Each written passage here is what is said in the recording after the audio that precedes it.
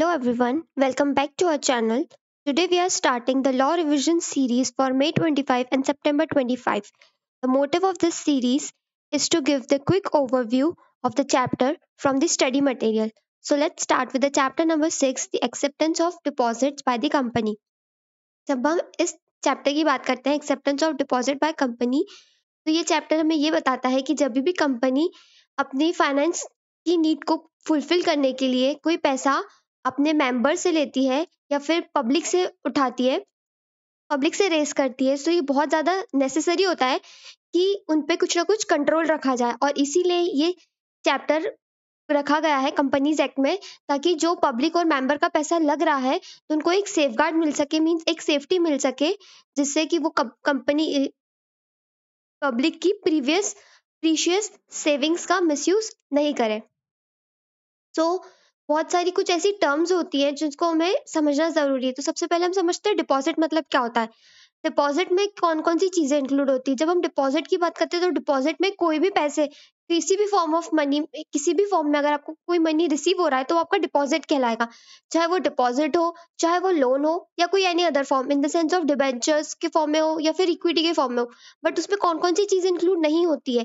कोई ऐसा अमाउंट जिसको आरबीआई ने प्रिस्क्राइब करके रखा है, वो अमाउंट डिपॉजिट में इंक्लूड नहीं होता है। और यहाँ पे हम बात करते हैं डिपॉजिट के फीचर्स की। तो जो हमने डेफिनेशन में पढ़ा है वही सारी चीजें हैं। जो अबाउट डेफिनेशन थी डिपॉजिट की, उसी को क्या कहते हैं, हम डिपॉजिट कहते हैं। और उसमें कौन कौन सी चीजें होती है, कोई ऐसी मनी जो हम रिसीव कर रहे हैं, चाहे वो डिपॉजिट के फॉर्म में कर रहे हो, लोन के फॉर्म में कर रहे हो, या किसी एनी अदर फॉर्म में कर रहे हो। इन डिपॉजिट्स का जो रीपेमेंट होता है उसे भी हमें टाइम पे रीपेमेंट करना पड़ता है। मीन्स शेयर्स की तरह नहीं होता है ना, जैसे डिबेंचर्स रिडीमेबल होते हैं और प्रेफरेंस शेयर्स रिडीमेबल भी हो सकते हैं, वैसे डिपॉजिट में रिडीमेबल वाला कोई सीन होता नहीं है। कंपलसरी होता है आपको इन डिपॉजिट्स का रीपेमेंट करना with in a certain period of time. उसके बाद ये डिपॉजिट सिक्योर्ड भी हो सकते हैं, अनसिक्योर्ड भी हो सकते हैं। इनमें कौन सी कैटेगरी नहीं आती है, ये बहुत अच्छे से सारे रूल्स में प्रिस्क्राइब किया हुआ है, जिसे हम और आगे फर्दर इस चैप्टर में समझेंगे। डिपॉजिट को कोई भी व्यक्ति कर सकता है और जॉइंट नेम्स में भी डिपॉजिट को कर सकते हैं। बट जॉइंट पर्सन में अगर हम बात करते हैं तो 3 लोगों से ज्यादा जॉइंट डिपॉजिट कोई भी नहीं ले सकता है। जो डिपॉजिटर होता है वो नॉमिनेट कर सकता है किसी भी पर्सन को एट एनी टाइम। कोई भी पर्सन हो और किसी भी टाइम पे वो अपने डिपॉजिट के लिए उसे नॉमिनेट कर सकता है। जो भी डिपॉजिट एक्सेप्ट करती है कंपनी, उसे रीपे करना पड़ता है विद इंटरेस्ट के साथ। बिना इंटरेस्ट के कोई भी डिपॉजिट रीपेमेंट नहीं होता है। क्या कंपनी प्रीमेच्योर डिपॉजिट कर सकती है? Yes, premature in the sense जो भी उसकी टाइम लिमिट है उसके पहले डिपॉजिट को रीपेमेंट कर सकती है। इसके लिए एक वैलिड प्रोविजन है और जो भी कंडीशंस है उसको आगे हम फर्दर समझेंगे। अब की सिचुएशन आती है प्राइवेट कंपनी। क्या प्राइवेट कंपनी डिपॉजिट एक्सेप्ट कर सकती है? यस, प्राइवेट कंपनी डिपॉजिट कर सकती है, बट सिर्फ किससे डिपॉजिट एक्सेप्ट कर सकती है? Members only. Because private company में सारा पैसा किसका रहता है? मेंबर्स का रहता है। सो परमिशन भी उन्हीं को रहती है एज अ फॉर्म अपना पैसा देने के लिए डिपॉजिट में। बट जब हम पब्लिक कंपनी की बात करते हैं तो पब्लिक कंपनी में 2 टाइप के लोग होते हैं, मेंबर्स भी रहते हैं और पब्लिक भी रहती है। तो उसमें मेंबर से भी आप ले सकते हो और पब्लिक से भी ले सकते हो। बट जब आपको पब्लिक से डिपॉजिट लेना है तो उसके लिए आपको कुछ सर्टन पैरामीटर्स या कुछ सर्टन कंडीशंस को फुलफिल करना पड़ेगा, तभी आप पब्लिक से डिपॉजिट ले सकते हो। अब बात आती है types of deposit. Types of deposit में 2 टाइप्स ऑफ डिपॉजिट होते हैं, एक सिक्योर डिपॉजिट होता है और एक अनसिक्योर डिपॉजिट होता है। सिक्योर डिपॉजिट की जब हम बात करते हैं तो ऐसे डिपॉजिट जिसके ऊपर कुछ एक फुल्ली चार्ज क्रिएट हो जाता है। चार्ज क्रिएट करते हैं हम किसी भी टेंजिबल एसेट का। इसमें इंटेंजिबल एसेट इंक्लूड नहीं होती है, हमें सिर्फ टेंजिबल एसेट के अगेंस्ट ही हमें चार्ज क्रिएट करना पड़ता है फॉर दी डिपॉजिट, जिससे हम कहते हैं सिक्योर डिपॉजिट। और जब हम अनसिक्योर डिपॉजिट की बात करते हैं तो इस पे हम कोई भी सिक्योरिटी नहीं रहते हैं, तो इसलिए हम इसे क्या कहते हैं? Unsecured deposit. अब बात करते हैं हम कितना अमाउंट कंसिडर कर सकते हैं सर डिपॉजिट के लिए। और यहाँ पे बात करिए कि amount not considered as deposit means ऐसी कौन कौन सी अमाउंट जो हमको रिसीव हो सकते हैं बट जिसको हम डिपॉजिट कंसिडर नहीं कर रहे हैं। यहाँ पे वो सारी चीजों की बात में बताया गया है। तो अमाउंट, ऐसे अमाउंट जिनको हमको कंसिडर नहीं करना है डिपॉजिट में, जो हमको बताए हुए हैं रूल 21C में। सो ये बहुत ज्यादा इंपॉर्टेंट है, इसे हम समझते हैं। सबसे पहले ऐसा अमाउंट जो हम रिसीव कर रहे हैं, चाहे वो सेंट्रल गवर्नमेंट से हो, चाहे वो स्टेट गवर्नमेंट से हो, चाहे वो ऐसा पैसा हो जो हमें सेंट्रल गवर्नमेंट ने दिया है या स्टेट गवर्नमेंट ने दिया है और हमें गारंटी दी है कि वो पेमेंट, उस पैसे का रिपेमेंट गवर्नमेंट करेगी, तो उस पैसे को भी हमें डिपॉजिट में इंक्लूड नहीं करना है। कोई पैसा हमें लोकल लोकल अथॉरिटी से मिला हो, या फिर कोई पैसा हमें स्टैट्यूटरी अथॉरिटी से मिला हो, जो एक्ट ऑफ पार्लियामेंट में या स्टेट लेजिस्लेशन में कुछ लिखा हुआ उस चीज के बारे में, तो इन लोगों से अगर हमें कोई भी टाइप से पैसा रिसीव हो रहा है तो हम उसे डिपॉजिट कंसिडर नहीं करेंगे। अब सेकेंड चीज आती है, और कौन से अमाउंट को हम डिपॉजिट कंसिडर नहीं करेंगे। तो बात सेकेंड टॉपिक में हम ये समझते हैं कि ऐसा डिपॉजिट, ऐसे अमाउंट जो हम रिसीव कर रहे हैं किसी फॉरेन गवर्नमेंट से, फॉरेन इंटरनेशनल बैंक से, या मल्टीलेटरल फाइनेंशियल इंस्टीट्यूशन से, या किसी भी टाइप की foreign government own development financial institution से, या फॉरेन एक्सपोर्ट क्रेडिट एजेंसीज, या फॉरेन कोलैबोरेशंस, या foreign body corporate and foreign citizens, इन सब लोगों से अगर आप एनी फॉर्म में, किसी भी फॉर्म में अगर कोई भी अमाउंट आप रिसीव कर रहे हो, तो इसे आपको डिपॉजिट की टर्म में नहीं इंक्लूड करना है। Next thing, last thing is what about the foreign authorities और other person resident outside India. अगर फॉरेन अथॉरिटीज से मिल रहा है, या कोई ऐसा पर्सन जो रेसिडेंट है आउटसाइड इंडिया का, अगर उससे आपको किसी भी फॉर्म में पैसा मिल रहा है तो आप उसे डिपॉजिट नहीं कंसिडर करेंगे। रिसिप्ट ऑफ फंड, क्योंकि ये सब जो रिसिप्ट हमें मीन्स जो भी हमें पैसा मिल रहा है फ्रॉम दी फॉरेन, तो ये किस चीज में कंसिडर होता है, फॉरेन एक्सचेंज मैनेजमेंट एक्ट के अंडर ये कंसिडर होता है। सो इससे हमें डिपॉजिट वाली कंडीशंस में कंसिडर नहीं करना है। उसके लिए एक अलग से प्रेफरेबल एक्ट है जो सारा उस इन सब चीजों के बारे में उसमें और ज्यादा अच्छे से डिटेल में बताया हुआ है। अब बात आती है, ऐसा कौन सा अमाउंट है जिसको हम लोन में या फैसिलिटी फॉर्म में रिसीव तो करते हैं, बट हमें उसको डिपॉजिट काउंट नहीं करना है। मीन्स वो एक टाइप से हमें लोन भी मिल रहा है, या हमें पैसे की फैसिलिटी भी मिल रही है, बट फिर भी हमें उसे डिपॉजिट कंसिडर नहीं करना है।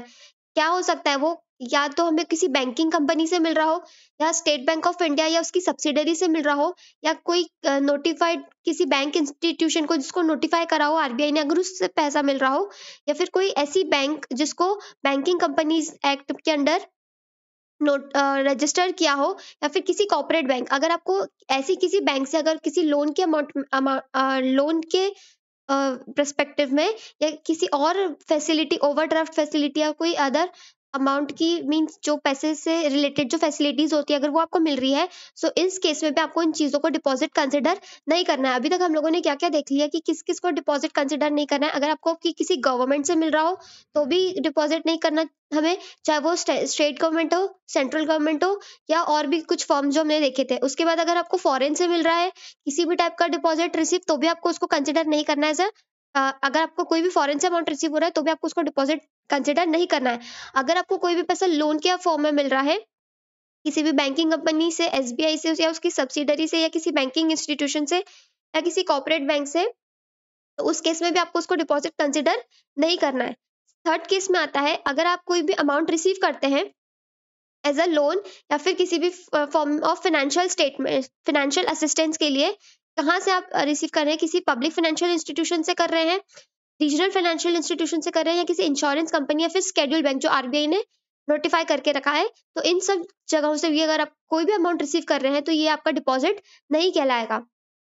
Next fifth point is any amount, अगर कोई अमाउंट आप रिसीव कर रहे हैं अगेंस्ट द इशू, आप इशू कर रहे हैं कमर्शियल पेपर या फिर कोई एक ऐसा एनी अदर इंस्ट्रूमेंट, और उसके बदले में आपको कुछ डिपॉजिट मिल रहा है, तो उसे भी आपको कंसिडर नहीं करना है एज अ डिपॉजिट। उस पैसे को आपको कुछ उस पैसे को आपको इंस्ट्रूमेंट के तौर पे ही यूज करना है। अगर सिक्स्थ पॉइंट कहता है, अगर आप कोई अमाउंट रिसीव कर रहे हो from the another company, means कोई कंपनी, एक कंपनी किसी दूसरी कंपनी को अगर पैसा दे रही है, जिसे हम क्या कहते हैं आईसीडी, इंटर कंपनी डिपॉजिट। सो अगर एक कंपनी किसी दूसरी कंपनी को पैसा दे रही है, सो उस केस में भी हमें उस अमाउंट को डिपॉजिट कंसिडर नहीं करना है। उसके बाद सेवेंथ पॉइंट आता है, अगर आप कोई अमाउंट रिसीव कर रहे हैं किसी भी सब्सक्रिप्शन ऑफ सिक्योरिटी के अगेंस्ट, मीन्स आपने कोई शेयर्स को इशू करा है या डिबेंचर्स इशू करा है, तो उसके लिए अगर आपको कोई एप्लीकेशन मनी रिसीव हो रही है, या फिर आपको कुछ एडवांस में कुछ अलॉटमेंट के लिए सिक्योरिटीज जो भी रिसीव हो रही है, बट आपका अलॉटमेंट अभी पेंडिंग है, सो उस केस में आपको इस शेयर एप्लीकेशन मनी को के लिए जो भी आपको अमाउंट रिसीव हुआ है उसको आपको डिपॉजिट कंसिडर नहीं करना है। ओके, जब तक आप उसका अलॉटमेंट नहीं कर देते हैं। अब इसके लिए क्लैरिफिकेशन दिया हुआ है कि कब तक आपको उस एडवांस को डिपॉजिट कंसिडर नहीं करना है। तो यहाँ पे ये बात आती है कि जब आपने सिक्योरिटी इशू करी है उस तारीख से 60 डेज तक आपको उसको डिपॉजिट में कंसिडर नहीं करना है। और अगर 60 डेज तक आपने उसका अलॉटमेंट नहीं किया तो उसके लिए आपके पास 15 डेज का और ग्रेस पीरियड दिया हुआ है ताकि आप वो पैसा रिफंड कर सको। अगर आपने उस पैसे को रिफंड नहीं करा है, 60 डेज के लिए तो आपको दिया हुआ है और 15 डेज आपको रिफंड के लिए दिए हुए हैं, तो टोटल आपको पूरा कितना टाइम पीरियड दिया हुआ है, 75 डेज दिया हुआ है। अगर इस टर्म में आपने उसका पैसा रिफंड नहीं किया है, आप जो भी उसको सिक्योरिटीज थी वो अलॉट नहीं कर रही है, तब जाके वो क्या कहलाता है, डिपॉजिट के अंदर ट्रीटमेंट कहलाया जाता है। सो अगर हमें बात क्वेश्चन में पूछा जाएगा कि 60 डेज से हमें मानना है या 75 डे के आगे से अकाउंटिंग होगी तब हमें उसे डिपॉजिट मानना है, तो हमें 60 डेज के बाद से ही उसे क्या मानना है, डिपॉजिट कंसिडर करने लग जाना है। क्यों? बिकॉज ये जो 15 डेज वाला टाइम पीरियड है ये तो हमें रिफंड करने के लिए अवेलेबल है। तो अगर आपको पता है कि ऐसी कुछ सिचुएशन क्रिएट होने वाली है तो आपको पहले ही उसके लिए एक्शन ले लेना चाहिए। और जब हम यहाँ पे रिफंड की बात कर रहे हैं तो हमें यहाँ पे एक्चुअल रिफंड करना है, कोई भी ऐसा अमाउंट नहीं जो एडजस्टेड हो सके। मीन्स अगर आपको शेयर एप्लीकेशन मनी में एक्स्ट्रा अमाउंट मिल गया है और अगर आपको उसको एडजस्टमेंट करना है in the allotment and on the first call, so उस पैसे को आप यहाँ पे कंसिडर नहीं कर सकते हो डिपॉजिट में। सिर्फ रिफंड के लिए वही पैसा कंसिडर होगा डिपॉजिट के लिए जो आपने रिफंड जो आपको देना था बट आपने उसको नहीं दिया है, वही जो एक्चुअल अमाउंट सच में आपको जो रिफंड करना था, एडजस्टेड अमाउंट को रिफंड करने के लिए आप उसको डिपॉजिट कंसिडर नहीं करने वाले। जो एक्चुअल में आपको रिफंड करना था बट आपने नहीं किया with in the period of 60 days भी नहीं किया, फिर 15 डेज लगाने के बाद भी नहीं किया, तब जाके वो जो पैसा आपके पास है उसे हम क्या कंसिडर करेंगे, डिपॉजिट कंसिडर करेंगे। उसके बाद अगर आपने कोई अमाउंट रिसीव करा है किसी पर्सन से, जब भी हाँ, अगर आपने कोई ऐसा अमाउंट रिसीव करा है फ्रॉम अ पर्सन जो क्या है, डायरेक्टर है कंपनी का, या तो फिर रिलेटिव है किसी डायरेक्टर का कोई रिलेटिव है, या तो डायरेक्टर से या तो फिर डायरेक्टर के रिलेटिव से, अगर आपने कोई पैसा रिसीव किया है इन द प्राइवेट कंपनी तो उस अमाउंट को भी आप डिपॉजिट कंसिडर नहीं करेंगे। कब तक आप डिपॉजिट कंसिडर नहीं करेंगे? क्यों? क्योंकि जो डायरेक्टर ऑफ अ कंपनी है या फिर जो रिलेटिव उसे पैसा दे रहा है अपना प्राइवेट कंपनी में, तो उन्हें ये बताना पड़ेगा, डिक्लेरेशन इन राइटिंग में देना पड़ेगा कि जो अमाउंट वो लोग दे रहे हैं वो कहीं से भी उन्होंने एक्वायर नहीं किया है बोरोविंग के थ्रू, मतलब उन्होंने किसी से लोन नहीं एक्सेप्ट किया है। जो पैसा वो दे रहे हैं वो उनका खुद का पैसा है, तभी हम उससे क्या कंसिडर कर सकते हैं, डिपॉजिट कंसिडर नहीं करेंगे। बट अगर वो ये कहते हैं कि नहीं, हमने ये किसी और से पैसा लिया हुआ है, तो हम उस केस कंसिडर में उस मनी को डिपॉजिट कंसिडर करेंगे, क्योंकि ना वो डायरेक्टर का है ना उसे रिलेटिव का है। और ये जो भी पैसा कंपनी ले रही है, private company, from the director या the relative of the director, so company को उसे अपनी डिटेल्स में डिस्क्लोज करना पड़ेगा।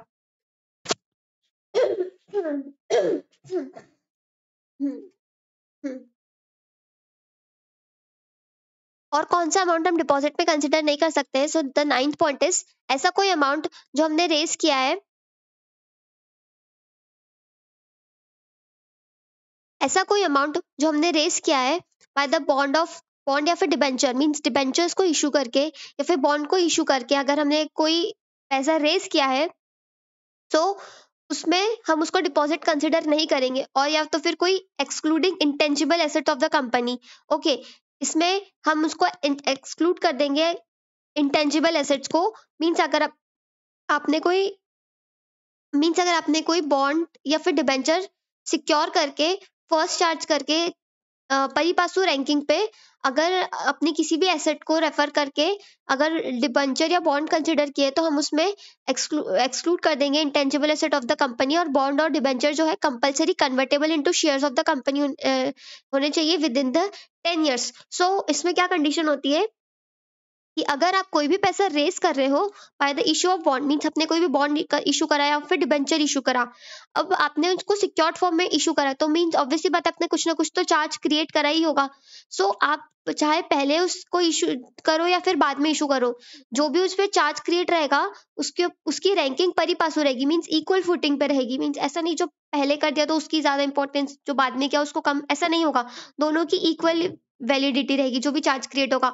और वो जो चार्ज है वो intangible assets of the company पे नहीं होना चाहिए in the case of debentures, तभी हम उसे डिपॉजिट नहीं मानेंगे। और जो भी हम बॉन्ड्स और डिबेंचर्स हम इशू कर रहे हैं वो कंपलसरीली कन्वर्टेबल इनटू शेयर्स होना चाहिए, और वो भी विद इन द 10 years। अगर 11 years के बाद अगर हम उन्हें रिडीम कर रहे हैं या फिर कन्वर्ट कर रहे हैं शेयर्स में, तो फिर वो हमारे डिपॉजिट कहलाएंगे। बट अगर 10 साल के अंदर अंदर ही वो रिडीम हो रहे हैं या फिर कन्वर्टेबल हो रहे हैं into the shares of the company, तो हम उनसे डिपॉजिट कंसिडर नहीं करेंगे।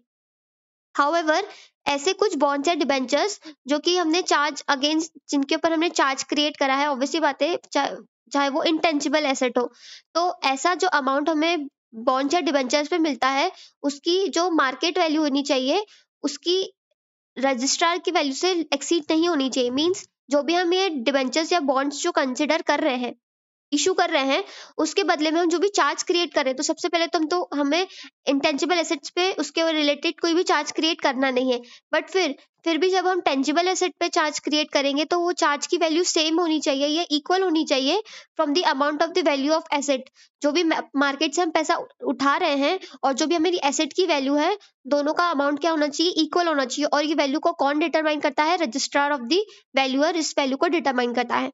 उसके बाद पॉइंट आता है कि अगर हम कोई भी अमाउंट इशू करते हैं फ्रॉम द डिबेंचर्स, बट क्या है, वो नॉन कन्वर्टेबल डिबेंचर्स है। अब चाहे वो सिक्योर्ड हो या चाहे अनसिक्योर्ड हो, पर वो क्या है, लिस्टेड है। कहाँ पर लिस्टेड है, रिकॉग्नाइज स्टॉक एक्सचेंज पे लिस्टेड है। सो उस केस में भी हम उसे डिपॉजिट कंसिडर नहीं करेंगे।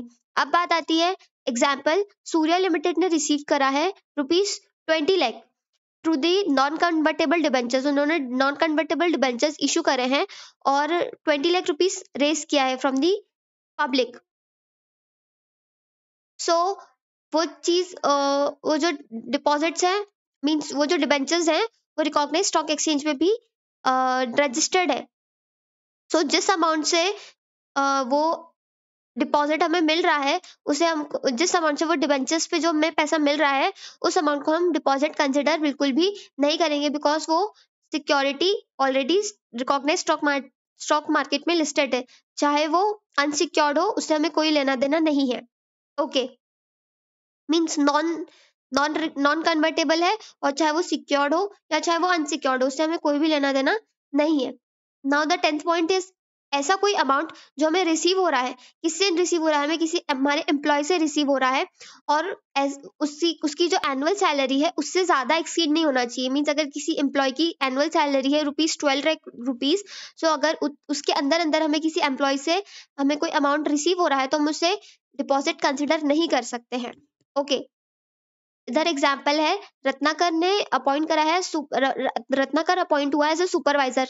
कौन सी कंपनी में, सिद्धि ट्रांसपोर्टर एंड लॉजिस्टिक लिमिटेड में, और उसकी एनुअल सैलरी है ₹6 लाख। अब उसने कंपनी को डिपॉजिट देके रखा है 6,50,000 का, तो क्या इसे डिपॉजिट कंसिडर करेंगे या नहीं करेंगे? सो ऑफ कोर्स नॉट, हम इसे डिपॉजिट कंसिडर करने वाले हैं, बिकॉज अगर उसका 6 लाख तक का अगर वो पेमेंट देता कंपनी को, तो हम उसे डिपॉजिट कंसिडर नहीं करते। बट इसने 6 लाख के आउट, मतलब बाहर जाकर पैसा दिया है, so it will be considered as the deposit in the term of sub clause 10 के अंदर। ये चीज क्या हो जाएगी, डिपॉजिट कंसिडर होने लग जाएगी, क्योंकि जो अमाउंट है वो उसकी एनुअल सैलरी से ज्यादा है।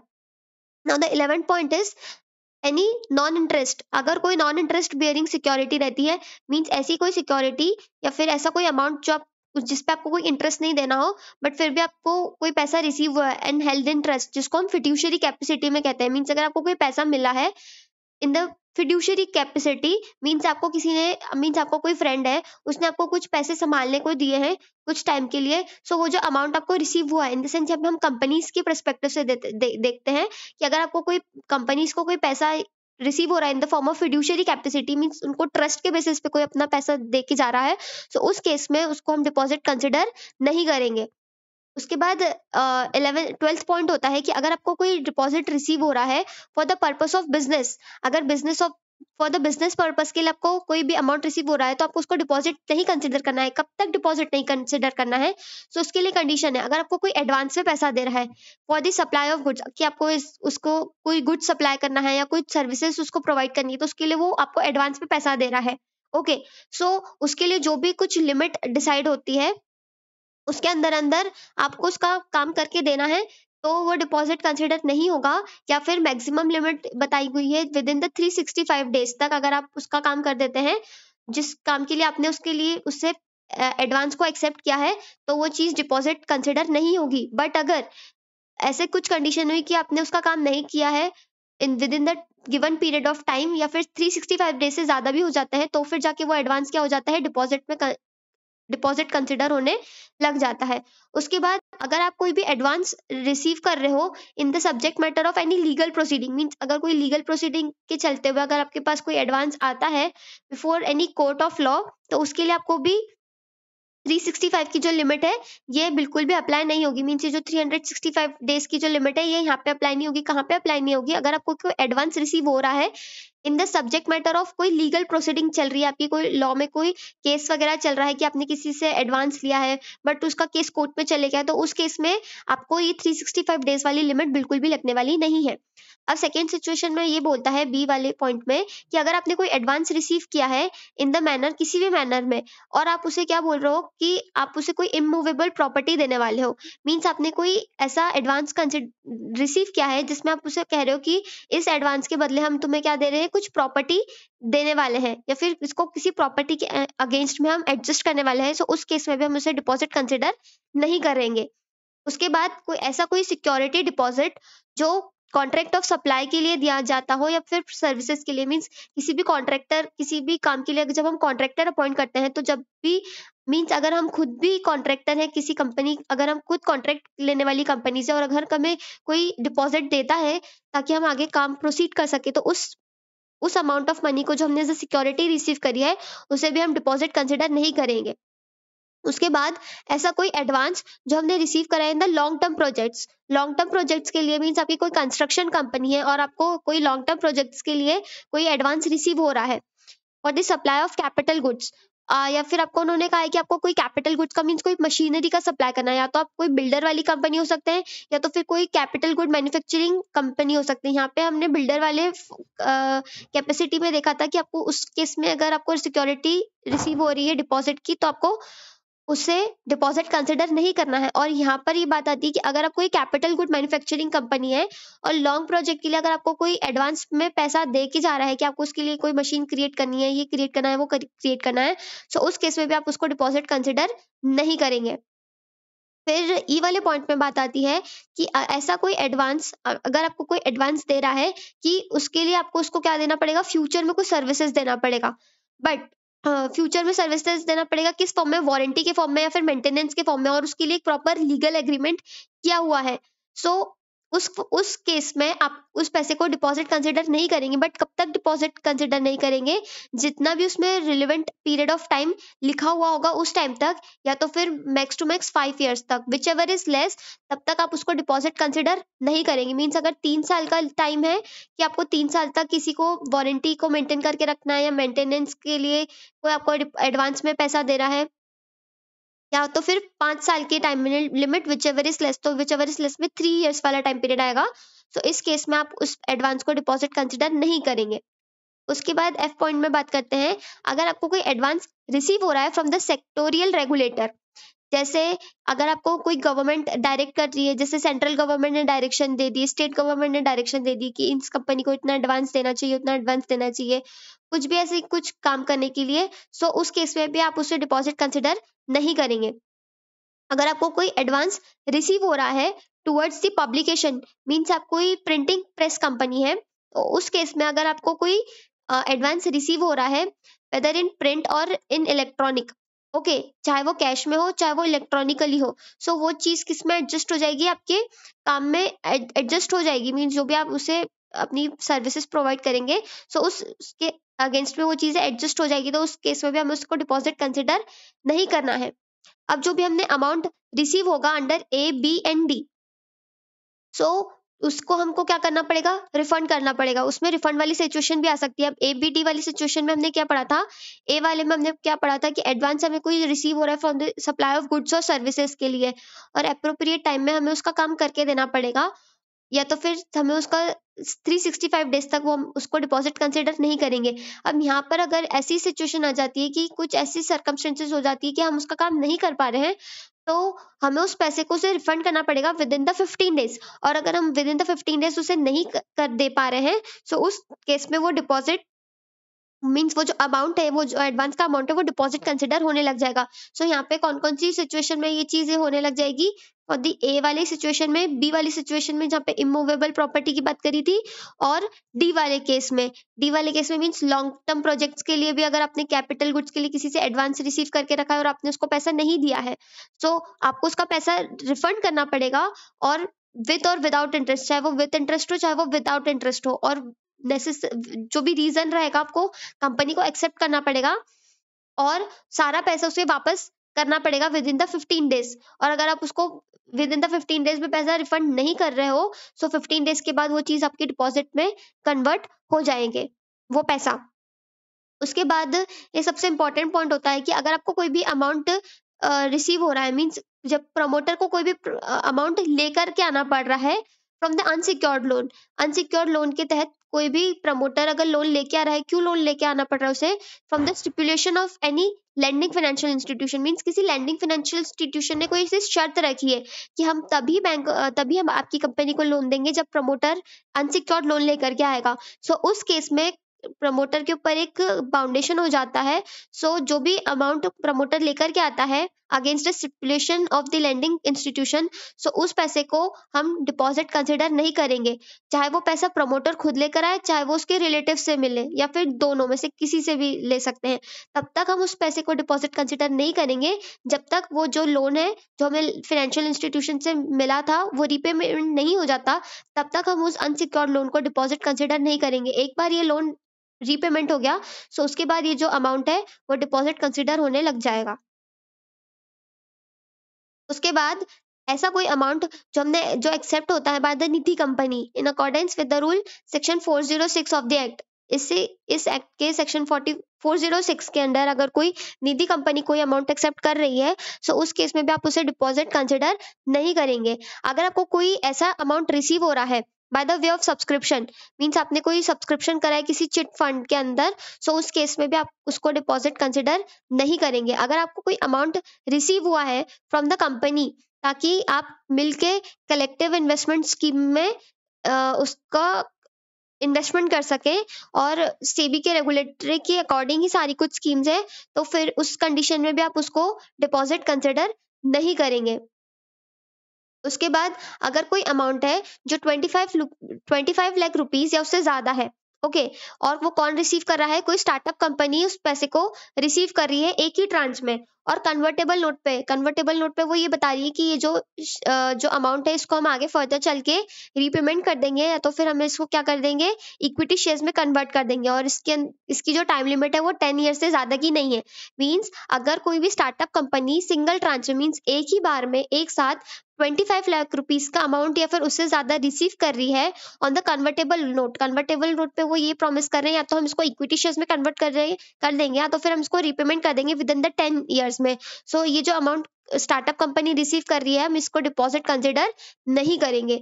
और यहाँ पे एक्सप्लेनेशन दिया हुआ है कि स्टार्टअप कंपनी क्या होती है। जो प्राइवेट कंपनी इनकॉर्पोरेटेड होती है अंडर द कंपनीज एक्ट 2013 में, उसे हम स्टार्टअप कंपनी बोलते हैं। और कन्वर्टेबल नोट के बारे में बताया गया है कि रिपेमेंट करना या तो फिर अमाउंट का रीपेमेंट कर दो, या तो फिर उसे कन्वर्ट कर दो इनटू द इक्विटी शेयर्स में। अब यहाँ पे एग्जांपल आता है, ग्रीडवुड लिमिटेड है, एक रजिस्टर्ड स्टार्टअप कंपनी है, और कंपनी ने रिसीव किया है 20 लाख रुपीस रिसीव किया है, और एक 10 लाख रुपीस रिसीव किया है, वो भी अलग अलग डेट्स में। और हमने ऊपर क्या पढ़ा था कि 25 लाख रुपीस हम या फिर उससे ज्यादा इन अ सिंगल ट्रांच में। अब यहाँ पर उन्होंने 25 लैक्स तो नहीं, तो उन्होंने 30 लाख रुपीस रिसीव किया, बट अलग अलग डेट्स पे रिसीव किया है by the way of convertible note, और कन्वर्टेबल नोट भी है। तो क्या कंपनी इसे डिपॉजिट कंसिडर करेगी या नहीं करेगी? तो यहाँ पे यही बात बताई गई है कि जो 25 रुपीज या फिर मोर होने चाहिए वो सिंगल ट्रांच में होनी चाहिए, बट यहाँ पे तो अलग अलग डेटा। सो इसीलिए ये जो अमाउंट जो हमें सिंगल ट्रांच में नहीं मिला है, इसीलिए हम इसे क्या करेंगे, हम इसे डिपॉजिट कंसिडर करेंगे, will be considered as the deposit, क्योंकि हमें ये पैसा रिसीव्ड एक ट्रांच में नहीं हुआ है, अलग अलग तरीके में हुआ है, इसीलिए हम इसको डिपॉजिट कंसिडर करेंगे। उसके बाद बात आती है, अगर हम कोई अमाउंट रिसीव कर रहे हैं कंपनी अगर कोई कंपनी कोई अमाउंट रिसीव कर रही है, कैसे रिसीव कर रही है? From the alternate investment fund के थ्रू, या फिर डोमेस्टिक वेंचर कैपिटल फंड के रूप में, या फिर इंफ्रास्ट्रक्चर इन्वेस्टमेंट ट्रस्ट से, या किसी रियल स्टेट इन्वेस्टमेंट कंपनी से, सो उस केस में, और वो सारी जो ट्रस्ट है या फिर म्यूचुअल फंड से, ये सब चीजें कहाँ पे रजिस्टर्ड है, सेबी में रजिस्टर्ड है। सो उस केस में वो अमाउंट जो कंपनी रिसीव कर रही है उसको भी हम डिपॉजिट कंसिडर नहीं करेंगे। अब यहाँ पे क्लैरिफिकेशन ये दिया हुआ है कि जो भी रिसीव कर रहे हैं हम अगर कोई भी प्राइवेट कंपनी सारा अमाउंट रिसीव कर रही है, चाहे वो मेंबर से हो, डायरेक्टर से हो, या फिर उसके रिलेटिव से हो, तो उसे हमें डिपॉजिट कब कंसिडर करना है और कब कंसिडर नहीं करना है, वो सेम हमारी ऊपर वाली कंडीशन में हमने समझ आता कि अगर प्राइवेट कंपनी का डायरेक्टर या फिर रिलेटिव दे रहा है पैसा, तो उसके लिए क्या क्या कंडीशंस हो सकती है। अब बात आती है डिपॉजिटर्स की। डिपॉजिटर्स क्या होता है? जब हम डिपॉजिटर्स की बात करते हैं तो डिपॉजिटर्स में कोई भी मेंबर हो सकता है या फिर कोई भी पर्सन हो सकता है, कोई ऐसा मेंबर ऑफ द कंपनी जो डिपॉजिट कर सकता है कंपनी में with the provision of subsection 2 of section 73 of the act. Means subsection 2 of section 73 means इसी एक्ट का सेक्शन 73 के अंदर कोई भी पर्सन डिपॉजिट दे सकता है कंपनी को, कोई भी मेंबर, या फिर कोई भी ऐसा पर्सन जो पब्लिक कंपनी का हो। मींस कोई भी पब्लिक अगर कंपनी को पैसा डिपॉजिट करना चाह रही हो तो वो कैसे डिपॉजिट कर सकती है अंडर द सेक्शन 76। और अगर किसी मेंबर को पैसा देना है as a form of deposit तो उसके लिए लगता है सेक्शन 73। अब इसे हम और आगे डिटेल में समझने जा रहे हैं। जब कोई मेंबर, चाहे वो प्राइवेट कंपनी का हो या फिर पब्लिक कंपनी का हो, वो डिपॉजिट करता है कंपनी में कोई भी पैसा, तो उसे उस मेंबर को हम क्या कहते हैं? डिपॉजिटर कहते हैं। साथ ही साथ कोई मेंबर ऐसा है, कोई भी ऐसा पर्सन, बट वो मेंबर नहीं है कंपनी का, वो पब्लिक से पैसा लेकर, पब्लिक कंपनी है बट वो मेंबर से नहीं पैसा उठा रही है, पब्लिक से पैसा उठा रही है, तो उस केस में आप उसे डिपॉजिटर कंसिडर करोगे। ओके, चाहे वो कंपनी का मेंबर हो, चाहे वो कंपनी का मेंबर नहीं भी हो, बट फिर भी वो कुछ ना कुछ अमाउंट ऑफ डिपॉजिट आपकी बैंक कंपनी में, सॉरी आपकी कंपनी में डिपॉजिट कर रहा है, तो भी वो डिपॉजिटर कहलाएगा, चाहे वो मेंबर हो या फिर चाहे वो मेंबर नहीं हो। अब बात आती है एलिजिबल कंपनी की। मींस हमने ये तो देख लिया कि पब्लिक कंपनी भी डिपॉजिट कंसिडर कर सकती है और प्राइवेट कंपनी भी कर सकती है। अब बात आती है कि कौन सी ऐसी पब्लिक कंपनी है। प्राइवेट कंपनी में तो उन्होंने बता दिया कि कोई रेस्ट्रिक्शन नहीं है मेंबर्स के लिए भी, किसी से भी आप लो, बट पब्लिक कंपनी में कुछ फर्दर रेस्ट्रिक्शंस आती है जिनको हम आगे डिटेल में समझेंगे। तो अब सबसे पहले ये समझते हैं कि पब्लिक कंपनी के लिए कौन सी ऐसी कंपनीज है जो एलिजिबल होती है टू कंसिडर दी डिपॉजिट। ऐसी पब्लिक कंपनी जिसे हम एलिजिबल कंपनी बोलते हैं, जिनकी जो नेटवर्थ होती है वो 100 करोड़ से कम नहीं होती है और उनका जो टर्नओवर होता है वो 500 करोड़ से कम नहीं होता है। मींस जो नेटवर्थ है वो 100 करोड़ से कम नहीं होनी चाहिए और जो टर्नओवर है वो 500 करोड़ से कम नहीं होना चाहिए, तभी हम जाके उसे क्या कंसिडर करेंगे? एलिजिबल कंपनी कंसिडर करेंगे। अब जब भी कंपनी डिपॉजिट रिसीव करेगी एज अमाउंट में, तो कंपनी को जनरल मीटिंग में रिजोल्यूशन पास करना पड़ेगा। अब चाहे वो स्पेशल रिजोल्यूशन हो सकता है, ऑर्डिनरी रिजोल्यूशन हो सकता है। सो इसके लिए भी कंडीशंस दी हुई है कि अगर प्रिस्क्राइब लिमिट में आप कोई भी डिपॉजिट को एक्सेप्ट कर रहे हो, मींस ये जो लिमिट है ये हमें कहाँ पे बताइए? अंडर सेक्शन 81C में। सो अगर इस लिमिट के अंदर, इस लिमिट में क्या कहते हैं कि कोई भी आपकी जो पेड अप शेयर कैपिटल है या आपका जो फ्री रिजर्व्स है या फिर सिक्योरिटी प्रीमियम अकाउंट है, अगर इसके 100% के अंदर आप डिपॉजिट रिसीव कर रहे हो, तब जाके आपको कौन सा रिजोल्यूशन पास करना है? ऑर्डिनरी रिजोल्यूशन पास करना है।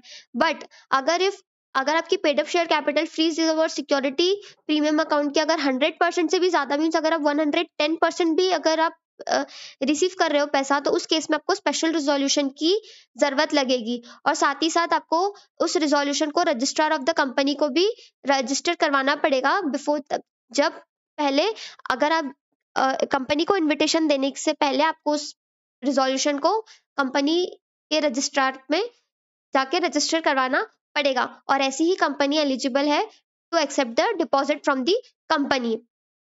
अब यहाँ पे एक ब्रीफ में बताया गया कि कैसी कंपनी एलिजिबल कंपनी हो सकती है। पहले तो वो पब्लिक कंपनी होनी चाहिए, ओके। उसके बाद उसकी नेटवर्थ 100 करोड़ होनी चाहिए, टर्नओवर मिनिमम कितना होना चाहिए? 500 करोड़ होना चाहिए। उसके बाद उसके प्रायर कंसेंट लेनी चाहिए अपनी शेयर होल्डर से या मेंबर से। अब स्पेशल रिजोल्यूशन की कंडीशंस भी हमने देख ली कि जब हमारी paid up share capital, free reserves और सिक्योरिटी प्रीमियम अकाउंट के परसेंटेज से ज्यादा, मीन्स जितना उसका टोटल अमाउंट है उससे अगर उसके 100% से अगर ज्यादा परसेंटेज पे अगर हम अमाउंट को एक्सेप्ट कर रहे हैं एज अ डिपॉजिट, तो हमें स्पेशल रिजोल्यूशन की जरूरत लगेगी। और उस स्पेशल रिजोल्यूशन की कॉपी हमें कहाँ पे फाइल करनी है? रजिस्ट्रार ऑफ द कंपनी में फाइल करनी है। और ऑर्डिनरी रिजोल्यूशन हम कब करेंगे? जब हम उस 100% वाली लिमिट के अंदर अगर हम कोई डिपॉजिट एक्सेप्ट कर रहे हैं 181C की लिमिट के अंदर, तब उस केस में हमको कौन सा रिजोल्यूशन करना है? ऑर्डिनरी रिजोल्यूशन को पास करना है। अब बात आती है prohibition provision and accepted companies. Means ऐसा कौन से लोग हैं जिनको ये प्रोविजन एग्जेम्प्ट है, कौन सी कंपनीज को, और किन किन जगह पे ये प्रोविजन नहीं लगेगा। अब प्रोविजन में बात आती है, मींस प्रोहिबिशन मींस किस किस को कंपनी में ये लग ही नहीं सकता। तो अकॉर्डिंग टू द 73(1) सेक्शन 73(1) के अंदर ये बोलता है कि कोई भी कंपनी, मींस प्रोहिबिशन मींस आपको बिल्कुल ही रोक है। कब रोक है? कोई भी कंपनी एक्सेप्ट नहीं कर सकती है डिपॉजिट को, ना ही वो किसी की भी प्रकार के डिपॉजिट को रिन्यू कर सकती। मींस पहले से ही आपके पास डिपॉजिट था तो आपने क्या कर दिया? उसका टाइम पीरियड रिन्यू कर दिया। मींस अगर आपके पास 1 साल के लिए था तो आपने रिन्यू करके उसको और 1 साल बढ़ा दिया है। सो कोई भी कंपनी ना तो एक्सेप्ट कर सकती है डिपॉजिट को, ना ही रिन्यू कर सकती है डिपॉजिट को। कब तक नहीं रिन्यू कर सकती है? जब तक जो भी मेंबर है या जो भी पर्सन है वो कंपनी को रिटर्न में कंसेंट नहीं दे देते हैं। इसके लिए हम आगे और फर्दर सेक्शन में लेटर इन द चैप्टर में समझेंगे। सो यहाँ पर जस्ट एक जनरल इंट्रोडक्शन बताया था कि प्रोहिबिशन की बात क्यों कही है और एग्जेम्पशन की बात क्यों कही है। अब एग्जेम्पशन में हम क्या बोलते हैं कि कौन सी कंपनी को छूट है कि उन पर ये सेक्शन नहीं लगेगा। तो according to section 73(1) on and after, जैसे ही ये एक्ट कमेंसमेंट हो जाता है तो ऐसी कोई भी कंपनी इसको एक्सेप्ट नहीं करेगी, ना ही रिन्यू करेगी अपने डिपॉजिट को, अगर वो पब्लिक से ले रही हो चाहे वो किसी भी पर्सन से ले रही हो। सो उन लोगों पे कभी भी ये एक्ट नहीं लगने वाला है। मींस ये सेक्शन कभी भी नहीं लगने वाला। कौन सी कंपनीज होगी? वो बैंकिंग कंपनीज होगी, नॉन फाइनेंशियल कंपनीज होगी, या कोई अदर कंपनी जिसको आरबीआई ने नोटिफाई किया हो, स्पेसिफाई किया हो, उन पर ये डिपॉजिट वाला रूल अप्लाई नहीं होता है। हाउसिंग फाइनेंसिंग कंपनीज पे भी, नेशनल हाउसिंग बैंक पे भी, जो क्योंकि वो नेशनल हाउसिंग बैंक एक्ट के अंडर आती है। तो कौन कौन सी कंपनीज हम एग्जेम्प्ट बता रहे हैं जिन पे ये सेक्शन 73 वाला नहीं लगेगा? मींस अगर ये कंपनीज अगर किसी भी फॉर्म में अगर कोई भी पैसा अमाउंट अगर रिसीव कर रही है तो इसे हम डिपॉजिट के में कंसिडर नहीं करेंगे। कोई भी बैंकिंग कंपनी हो, नॉन बैंकिंग फाइनेंशियल कंपनी हो, या हाउसिंग फाइनेंस कंपनी हो, या कोई ऐसी कंपनी जिसको नोटिफाई करा है सेंट्रल गवर्नमेंट में अंडर दी आरबीआई ने इसको स्पेसिफाई करके बताया, तो उससे हम इस डिपॉजिट वाली डेफिनेशन में हम उन कंपनीज को एग्जेम्प्टेड करते हैं पूरी तरीके से। अब बात आती है कि डिपॉजिट वाले रूल में हम किसकी बात करते हैं। सो डिपॉजिट फिर में कौन कौन सी कंपनी आएगी जिन पर ये डिपॉजिट वाला रूल लगेगा?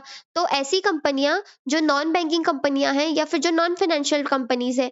मींस जैसे मैन्युफैक्चरिंग कंपनीज हो जाती हैं, ट्रेडिंग कंपनीज हो जाती है ना, तो ये बैंक, क्योंकि ये कंपनीज कैसी नॉन बैंकिंग कंपनीज है और नॉन फाइनेंशियल कंपनीज है, तो ये जो भी पैसा रिसीव कर रही है तो हम इसे क्या बोलेंगे? ये ऐसा डिपॉजिट रिसीव कर रही है, जिसके लिए हम ऊपर ऑलरेडी कंडीशंस देख चुके हैं कि डिबेंचर वाले केस में क्या होता है। अगर day to day course of business में अगर कोई पैसा रिसीव कर रहे हैं तो क्या होगा? तो करते हैं सबसेक्शन 73 में, बहुत सेक्शन सबसेक्शन 2 में ए से लेके एफ तक के क्लॉजेस भी होते हैं। ओके, सो ये सबसे ज्यादा इंपॉर्टेंट पार्ट है इस पूरे चैप्टर का। सो ये प्रोविजन हमें क्या बताता है कि अगर आपको डिपॉजिट एक्सेप्ट करना है मेंबर्स से, सो आपको क्या क्या चीजों को फॉलो करना पड़ेगा, कौन कौन से प्रोविजन को आपको कंप्लाई करना पड़ेगा अगर आपको एक्सेप्ट करना है मेंबर से डिपॉजिट को। सो ये प्रोविजन हमें ये बताता है कि सबसे पहले तो आपको रिजोल्यूशन पास करना पड़ता है। ठीक है, अपने मेंबर से जनरल मीटिंग में रिजोल्यूशन पास करवाना पड़ता है कि हम लोग डिपॉजिट पास करें या नहीं। और ये बात कहाँ पर हम बोलते हैं? सेक्शन 73 सब सेक्शन 2 में बोलते हैं। उसके बाद साथ ही साथ हमें एक सर्कुलर इशू करना पड़ता है जिसमें एक स्टेटमेंट कंटेन रहता है, जिसमें कंपनी ये डिक्लेयर करती है कि उनकी फाइनेंशियल पोजीशन बहुत ज्यादा अच्छी है, कंपनी ने क्रेडिट रेटिंग ऑब्टेन करी है, और साथ ही साथ कंपनी ने आज तक जितने भी अमाउंट से डिपॉजिट लिया है पहले के टाइम में, सो उन्हें सारे अमाउंट को उन्होंने प्रॉपर टाइम टू टाइम पे ड्यू करा है। Okay, proper time to time payment करा है, कोई भी अमाउंट उनका ड्यू नहीं रहा है टुवर्ड्स द डिपॉजिट। ये सारी चीजें हमें प्रिस्क्राइब मैनर में बतानी है। किस फॉर्म में बतानी है? रूल नंबर 4 के अंडर हमें आरओसी को ये सारी चीजें सर्कुलर में एक स्टेटमेंट में अटैच करके आरओसी को हमें बतानी है in the form of DPT 1। ठीक है। और साथ ही साथ हमें क्या करना है, इस चीज़ का एडवर्टाइज़मेंट करना है ताकि ये सारी बातें मेंबर्स तक हम बता सकें कि हम डिपॉज़िट को अट्रैक्ट कर रहे हैं या हम इनवाइट कर रहे हैं मेंबर्स को कि आप हमारी कंपनी में आकर क्या डिपॉज़िट करें। तो जब हम मेंबर्स को बताएँगे तो मेंबर्स तक ये पोस्ट को हमें सर्कुलर को पहुँचाना है by the speed post and the electronic mode of किसी भी इलेक्ट्रॉनिक मोड में। अब ये जो सर्कुलर रहेगा, ये कहाँ-कहाँ पब्लिश होना चाहिए? ये सर्कुलर पब्लिश होना चाहिए इंग्लिश लैंग्वेज में, in English language in an English newspaper and vernacular language in an vernacular newspaper. और ऐसी जगह पे होना चाहिए जहाँ पे उस स्टेट में होना चाहिए ये जहाँ पर हमारी कंपनी का रजिस्ट्रार ऑफिस सिचुएटेड है। उस जगह पर इस सर्कुलर को हमें सर्कुलेट करना पड़ेगा, इन द सेंस एडवर्टाइजमेंट करना पड़ेगा। साथ ही साथ हमें डीबीटी 1 में हमें सर्टिफिकेट भी बताना पड़े, ये सर्टिफिकेट अटैच करके देना पड़ेगा जो हमने स्टैट्यूटरी ऑडिटर से ऑब्टेन करा है दैट हमने आज तक कभी भी कोई भी डिफॉल्ट कमिट नहीं किया है। और इन केस अगर हमने कोई डिफॉल्ट कमिट किया है बिफोर या आफ्टर, मीन्स हमने कोई ऐसा पेमेंट करने में कोई डिफॉल्ट किया तो नहीं है आपसे डिपॉजिट लेने से पहले। ये बात हम किसको बता रहे हैं, मेंबर्स को बता रहे हैं। बट फिर भी अगर कुछ ऐसी सिचुएशंस रहती है कि जब आप कंपनी ने कुछ चीज में डिफॉल्ट किया है, सो कंपनी को ये बताना पड़ता है कि हाँ, अगर उन्होंने डिफॉल्ट किया था तो उन्होंने उस डिफॉल्ट को गुड भी कर दिया था, मेक गुड कर दिया था, मतलब उस डिफॉल्ट को ठीक कर दिया था। और साथ ही साथ नेक्स्ट 5 ईयर्स तक, मीन्स ये कूलिंग पीरियड है, अगले 5 साल तक उन्होंने कभी भी कोई ऐसा डिफॉल्ट नहीं किया है। ये चीज को डीपीटी 1 में अटैच करके आरओसी तक को बताना पड़ता है कंपनी को। ओके। उसके बाद साथ ही साथ ये सर्कुलर कौन इशू करता है, ये सर्कुलर बोर्ड ऑफ डायरेक्टर्स जो कंपनी के होते हैं वो इस सर्कुलर को इशू करते हैं। ये सर्कुलर कब तक वैलिड होता है, कौन सी डेट तक ये सर्कुलर वैलिड होता है? सो ये सर्कुलर वैलिड होता है 6 months from the closure of financial statement. जब से फाइनेंशियल स्टेटमेंट्स क्लोज होते हैं उसके बाद से 6 मंथ्स, मीन्स फाइनेंशियल स्टेटमेंट अगर 31 मार्च को क्लोज हो रहे हैं तो वहां से 6 मंथ अगर हम समझते हैं तो 30 सितंबर तक ये जो सर्कुलर रहता है ये वैलिड रहता है। और साथ ही साथ साथ यहाँ पे एक कंडीशन दी हुआ है, या तो 6 मंथ तक ये सर्कुलर वैलिड रहेगा, या साथ ही साथ जो हमारी date of financial management sorry या जो हमारी डेट ऑफ एजीएम मीटिंग की जो डेट रहेगी उस डेट तक ये सर्कुलर वैलिड रहेगा। अब चाहे वो हमारी AGM on the date of the 30 सितंबर हो, क्योंकि जनरली मैक्सिमम लिमिट क्या बताई गई है एजीएम की, 30 सितंबर बताई गई है। बट इन केस अगर उसके पहले अगर आपने एजीएम 30 जुलाई को ही कर लिया है तो इस कंडीशन में जो भी पहले हो जाता है, या तो एजीएम पहले हो जाती है या तो फिर 30 सितंबर पहली लिमिट आ जाती है। अगर इसके बाद एजीएम होती है तो उस केस में हम 30 सितंबर को हमारी लास्ट लिमिट मानते हैं। बट अगर उसके पहले हमारी एजीएम हो जाती है तो उस कंडीशन में हम इस एजीएम वाली डेट को वैलिड मानते हैं और ये बोलते हैं कि बस इसी डेट तक हमारा सर्कुलर क्या रहेगा, वैलिड रहेगा। उसके बाद अगर कंपनी को कोई भी फ्रेश इशू कर, मीन्स अगर कंपनी को फिर से अगले साल इनवाइट करना है डिपॉजिट के लिए लोगों को, सो उसके लिए कंपनी को फ्रेश सर्कुलर इशू करना पड़ेगा। ऐसा नहीं कि जो एक बार सर्कुलर इशू कर दिया सो बार बार कंपनी उसी सर्कुलर पर डिपॉजिट इनवाइट करती रहेगी या डिपॉजिट एक्सेप्ट करती रहेगी, नहीं, कंपनी को हर बार हमेशा फ्रेश सर्कुलर इशू करना पड़ेगा। अब यहाँ पे एक एग्जाम्पल आता है, एग्जाम्पल ये बोलता है कि रे फार्मास्यूटिकल लिमिटेड ने इशू करा है सर्कुलर डिपॉजिट के लिए। मेंबर्स को कब इशू करा है, 14 Feb 2023 एनुअल जनरल मीटिंग हुई थी जो कि होती है 7 सितंबर 2023। तो अब हमें ये बताना है कि हमारा ये जो सर्कुलर है ये कब तक वैलिड रहेगा, 7 सितंबर तक वैलिड रहेगा या कब तक वैलिड रहेगा। तो यहाँ पर ये बात बताई गई है कि या तो फाइनेंशियल स्टेटमेंट्स आपके कब क्लोज हो रहे हैं, 31 मार्च के दिन हमारे फाइनेंशियल स्टेटमेंट्स क्लोज होते हैं। और उसके बाद मैक्सिमम लिमिट क्या दी है हमें, 30 सितंबर मैक्सिमम लिमिट दी हुई है, means 6 months after the closure of the financial statement. But उसके पहले यहाँ पे बीच में ही मीटिंग हो रही है एजीएम की 7 सितंबर को। सो उस केस में हम किस डेट को वैलिड मानेंगे, तो उस केस में हम सिर्फ 7/9/23 तक की डेट को ही हम वैलिड मानेंगे for the issue of the circular. उसके बाद बात आती है कि जो सर्कुलर हमने पब्लिक तक पहुंचाया है तो इस सर्कुलर को आपको क्या करना पड़ेगा, फाइल भी करना पड़ेगा रजिस्ट्रार ऑफ द कंपनी को विद इन द 30 डेज। जब तक आप ये सर्कुलर इशू नहीं करते हो, मीन्स पहले आपको ये सर्कुलर पब्लिक में इशू नहीं करना है, मेंबर्स के लिए इशू नहीं करना है सॉरी, उसके पहले आपको 30 डेज के अंदर अंदर इस सर्कुलर की फाइल को कहाँ पर देना है, रजिस्ट्रार को देना है विद इन दी 30 डेज। ये कहाँ पे बताया गया है, सेक्शन 73 सबसेक्शन 2 के क्लॉज बी में बताया गया है। उसके बाद कौन कौन सी रिक्वायरमेंट्स है वो बताई गई है कि जैसे आपने सर्कुलर इशू कर लिया है, ठीक है, उन्होंने बोला कि कंपनी कंपनी को पब्लिक को इस सर्कुलर इशू करने से पहले कंपनी को क्या करना पड़ेगा, रजिस्ट्रार को देना पड़ेगा विद इन 30 डेज के अंदर अंदर। उसके बाद कंपनी ने इस सेक्शन और क्या बोलता है कि आपको इस सर्कुलर को मेंबर्स तक पहुंचाना है, सर्कुलेट करना है, एडवर्टाइजमेंट करना है, सारी कुछ चीजें बताई। अब बात आती है कि जब इसके लिए एक रिजर्व अकाउंट बनेगा, कौन सा रिजर्व अकाउंट बनेगा, deposit repayment reserve account. Deposit repayment reserve account क्या बोलता है, जब कंपनी एक्सेप्ट करती है डिपॉजिट को, ओके, और उसकी रीपेमेंट की डेट आ जाती है, सो उसके लिए कंपनी को, जैसे सपोज ये हमारा फाइनेंशियल ईयर है 24-25 और नेक्स्ट फाइनेंशियल ईयर में 25-26 में किसी भी डिपॉजिट की ड्यू डेट आ रही है, मींस आपको इस डिपॉजिट का रीपेमेंट करना पड़ेगा।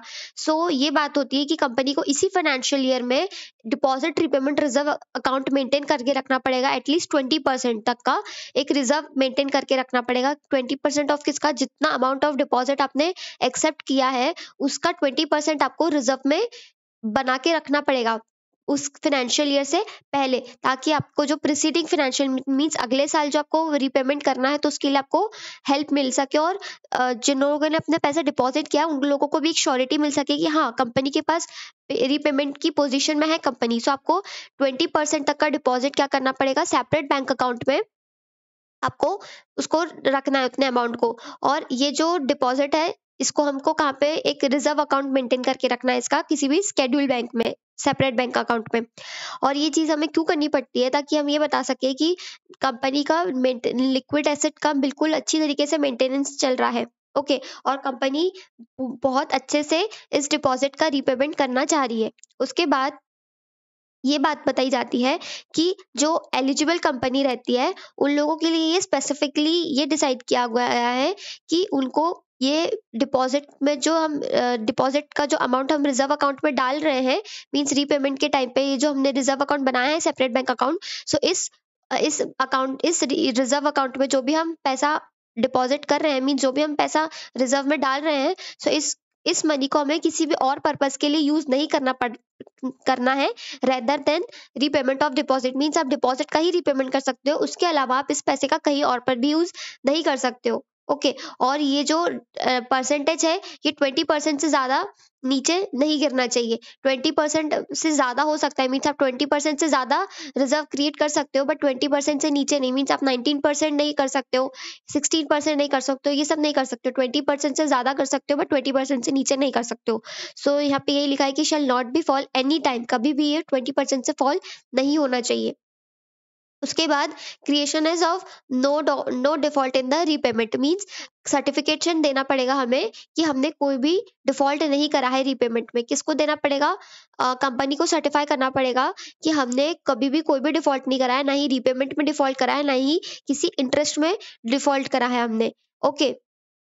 साथ ही साथ अगर इन केस कोई भी डिफॉल्ट होता है कंपनी से, सो कंपनी ये बताती है कि हाँ हमने उस चीज को गुड कर लिया है, और साथ ही साथ हमने नेक्स्ट 5 इयर्स के पीरियड तक हमने ऐसा कोई भी काम नहीं करा है जिससे हमें डिफॉल्ट की कुछ हमें कंडीशंस फेस करनी पड़े। सो ये चीज हमें कहाँ पे बतानी पड़ती है, certification of no default in repayment, ये हमें बताना पड़ता है आरओसी को, मींस या फिर मेंबर्स को बताना पड़ता है, ताकि जब नेक्स्ट टाइम आप डिपॉजिट के लिए पब्लिक को अप्रोच करते हैं, अपने मेंबर्स को अप्रोच करते हैं, सो सबके दिमाग में एक चीज फिट हो जाएगी कि हाँ कंपनी कभी भी कोई डिफॉल्ट नहीं करती किसी भी टाइप के रीपेमेंट में, चाहे वो इंटरेस्ट का हो चाहे वो प्रिंसिपल अमाउंट का हो। अब यहाँ पे बात आती है exemption to certain private companies. अब हम यहाँ पे बात कर रहे थे सेक्शन 73 की, जो कि हमको यही बता रहा है कि हमें मेंबर से अगर डिपॉजिट लेना है तो हमें किस टाइप की कौन कौन से प्रोविजंस को फॉलो करना पड़ेगा। बट इसी सेक्शन में ये बताया जाता है कि बहुत सी ऐसी प्राइवेट कंपनीज है जिनको एग्जेम्प्ट किया गया है कि उनको ये सेक्शन 73 के जो क्लॉज ए से लेके ई तक है, सब सेक्शन 2 के, वो सारे चीजों को नहीं लगेगी। कौन सी कंपनी को नहीं लगेगी, ऐसी प्राइवेट कंपनी जिसने 100% of paid up share capital, free reserve and security premium account से ज्यादा अगर मेंबर से कोई भी डिपॉजिट एक्सेप्ट नहीं किया है, सो उस केस में किसी भी प्राइवेट कंपनी को ए से लेके ई क्लॉज तक की कोई भी जो रिक्वायरमेंट्स है, जो सर्कुलर इशू करना है, एडवर्टाइजमेंट करना है, जो भी रिजर्व अकाउंट क्रिएट करना है, ये सारी रिक्वायरमेंट्स उस प्राइवेट कंपनी को फॉलो नहीं करनी पड़ेगी, on only on the condition जब उसका जो डिपॉजिट एक्सेप्ट हो रहा है वो paid up share capital free reserve security premium account का सिर्फ 100% हो। उसके बाद नेक्स्ट कंडीशन आती है, अगर कोई भी कंपनी स्टार्टअप कंपनी है, सो उसके इनकॉर्पोरेशन से 5 साल तक किसी भी कंपनी को ये ए से लेके ई तक कंडीशन कोई भी फॉलो नहीं करनी पड़ेगी, बिकॉज वो अपनी स्टार्टिंग फेज में है। साथ ही साथ अगर कोई ऐसी कंपनी जो ये सारी कंडीशंस फुलफिल करेगी, जो हमें नीचे बताई गई है, यहाँ पे 3 कंडीशंस बताई गई है, ऐसी कंपनी, ऐसी प्राइवेट कंपनी जो ना तो किसी एसोसिएट है, ना तो सब्सिडरी है ऑफ एनी अदर कंपनी, ना तो वो एसोसिएट कंपनी, ना तो वो सब्सिडरी कंपनी किसी भी पब्लिक कंपनी की, तो उस कंडीशन में भी किसी भी कंपनी को ए से लेके ई तक क्लॉज का कुछ भी फॉलो नहीं करना पड़ेगा। मींस इन सब चीजों से वो कंपनी क्या है, एग्जेम्प्टेड हो रही है। साथ ही साथ अगर कंपनी ने कोई भी पैसा बोरो किया है फ्रॉम द बैंक या फिर किसी भी फाइनेंशियल इंस्टीट्यूशन से या किसी बॉडी कॉर्पोरेट से, तो कंपनी का जो बोरोइंग अमाउंट है वो उसकी पेड अप कैपिटल का ट्वाइस या फिर 50 crore, which ever is less, उससे ज्यादा एक्सीड नहीं कर रहा है। मीन्स अगर पेड अप शेयर कैपिटल आपकी 20 लाख है, तो उसका twice in the sense 40 lakh है आपका जो बोरोइंग अमाउंट है। और साथ ही साथ मैक्सिमम लिमिट कितनी बताइए, 50 करोड़, या फिर विच एवर इज लेस। तो विच एवर इज लेस में यहाँ पे क्या कंसिडर हो रहा है, 40 लाख। मगर मीन्स अगर इस लिमिट में अगर कोई कंपनी आ रही है प्राइवेट कंपनी, सो उस केस में भी उस कंपनी पे ये सारी चीजें क्या हो जाएगी, एग्जेम्प्ट हो जाएगी। साथ ही साथ कंपनी को ये भी बताना पड़ेगा कि कंपनी ने जो भी यहाँ पर ऊपर बोरोइंग्स ली है उसके रीपेमेंट में कंपनी ने कोई भी डिफॉल्ट नहीं करा है, तभी जाकर वो कंपनी क्या कर सकती है, डिपॉजिट्स को एक्सेप्ट कर सकती है। ना तो उसके रीपेमेंट में कोई डिफॉल्ट किया है, ना तो उसके इंटरेस्ट पेमेंट में कोई भी डिफॉल्ट किया है। ये सारी चीजें नहीं करनी पड़ती है। तो उन कंपनी को क्या करना पड़ता है, सिर्फ उन कंपनीज को सारी डिटेल जो रहती है इन सब चीजों से रिलेटेड स्पेसिफाइक मैनर में फॉर्म नंबर डीपीटी 3 में सिर्फ रजिस्ट्रार को बतानी पड़ती है। जो ए से लेके ए बी सी तक की जो रिक्वायरमेंट्स है, ठीक है, ये सारी जो हमने पढ़ी है, ये ए वाला पार्ट, बी वाला और ये सी वाला, ये सारी चीजें फॉर्म फॉर्म नंबर डीपीटी 3 में कंपनी को रजिस्ट्रार को सबमिट करनी पड़ती है। जबकि उनको क्या क्या नहीं लगता है, ये क्लॉज ए से लेके ई तक जो भी हमने ऊपर कंडीशंस पढ़ी थी, वो क्लॉजेस उनको नहीं लगते हैं। उन्हें सिर्फ उन मतलब डीपीटी 1 में उनको नहीं देना पड़ता है, उनको डीपीटी 3 में ये 3 कंडीशंस को सेटिस्फाई करके बताना पड़ता है रजिस्ट्रार ऑफ कंपनी को। उसके बाद बात आती है कौन सा प्रोविजन होता है सिक्योरिटी का। जब हम प्रोविजन की बात करते हैं, तो कंपनी को कोई भी प्रोविजन क्रिएट करना पड़ता है फॉर द सिक्योरिटी। मतलब सिक्योरिटी मतलब कैसे दी जाती है, चार्ज क्रिएट करना पड़ता है किसी भी, जो भी डिपॉजिट कंपनी कंसिडर करती है या एक्सेप्ट करती है, जो भी अमाउंट ऑफ डिपॉजिट, उसके अगेंस्ट में कंपनी को किसी प्रॉपर्टी को या किसी एसेट को एज अ चार्ज उसके अगेंस्ट में क्रिएट करना पड़ता है। और वो चार्ज कब क्रिएट होगा, अगर जो डिपॉजिट है वो सिक्योर डिपॉजिट है। अगर कोई डिपॉजिट सिक्योर डिपॉजिट नहीं है या पार्शियली सिक्योर्ड है, तो उस केस में कंपनी को चार्ज क्रिएट नहीं करना है। बट अगर कंपनी सिक्योर डिपॉजिट ले रही है, तो कंपनी को उसके अगेंस्ट में जो भी प्रॉपर्टी रख रही है जैसे मॉर्गेज में, तो उसके अगेंस्ट कंपनी को चार्ज क्रिएट करना पड़ेगा। और साथ ही साथ उसकी डिटेल को भी कोट करके बताना पड़ेगा सर्कुलर में। जो सर्कुलर एडवर्टाइजमेंट के थ्रू आप इशू कर रहे थे ना, कि आप एक्सेप्ट करना चाह रहे हो डिपॉजिट को, तो आप सिक्योर्ड फॉर्म में कर रहे हो या अनसिक्योर्ड फॉर्म में कर रहे हो, तो वो भी कंपनी को एडवर्टाइजमेंट ऑफ सर्कुलर में बताना पड़ेगा। और अगर आप सिक्योर्ड फॉर्म में कर रहे हो, तो आप कौन कौन सी प्रॉपर्टी को एज अ सिक्योरिटी देना चाहते हो, तो सारी चीजें आपको उस सर्कुलर में बतानी पड़ेगी। अब बात आती है रीपेमेंट ऑफ डिपॉजिट। अब जब रीपेमेंट ऑफ डिपॉजिट की बात आती है, तो उसमें ये बोलते हैं कि हर कंपनी, एवरी डिपॉजिट एक्सेप्टेड, जो भी डिपॉजिट एक्सेप्ट कर रही है कंपनी, उसको उस कंपनी को रीपेमेंट करना है, साथ साथ इंटरेस्ट भी देना है। ऐसा नहीं है कि अगर किसी कंपनी ने डिपॉजिट एक्सेप्ट किया है 100 करोड़ रुपीज का, आज से जितने भी टाइम वो डिपॉजिट को कंसिडर कर रही है, मतलब अपने साथ रख रही है, 2 साल बाद अगर उसका रीपेमेंट कर रही है, तो पूरा का पूरा 100 करोड़ ही देगी। ऐसा नहीं है, पूरा 100 करोड़ नहीं देगी, उसके ऊपर जो भी कुछ इंटरेस्ट बनता है या जो भी उसका इंटरेस्ट कंसिडर होता है, वो इंटरेस्ट भी कंपनी को देना पड़ेगा टू द डिपॉजिट होल्डर्स। उसके बाद बात आती है एप्लीकेशन टू एनसीएलटी। अगर कंपनी फेल हो जाती है किसी भी टाइप का रीपेमेंट करने के लिए जिस डिपॉजिट होल्डर्स को, डिपॉजिट होल्डर्स के पास राइट होता है कि वो जाके कंप्लेन कर सकते हैं एनसीएलटी में, और ये बता सकते हैं कि कंपनी ने हमारा जो सम ड्यू जो भी हमारा जो प्रिंसिपल अमाउंट था, या तो फिर कोई भी जो इंटरेस्ट के पेमेंट में कुछ भी अगर डिफॉल्ट किया है, तो कंपनी ने हमें हमारा पैसा नहीं दिया है। तो एनसीएलटी क्या करता है, एनसीएलटी ऑर्डर करता है कंपनी को। और साथ ही साथ अगर जो डिपॉजिटर जो होते हैं, अगर उनको कोई भी इनकन्वीनियंस होता है, तो उसका सारा पैसा कौन देता है, कंपनी देती है। और साथ ही साथ एनसीएलटी ये इंश्योर करती है कि जो भी तकलीफ हुई है या जो भी पैसा कंपनी ने डिपॉजिटर का मिसयूज करा है, वो सारा पैसा वो उनको वापस लौटा दे।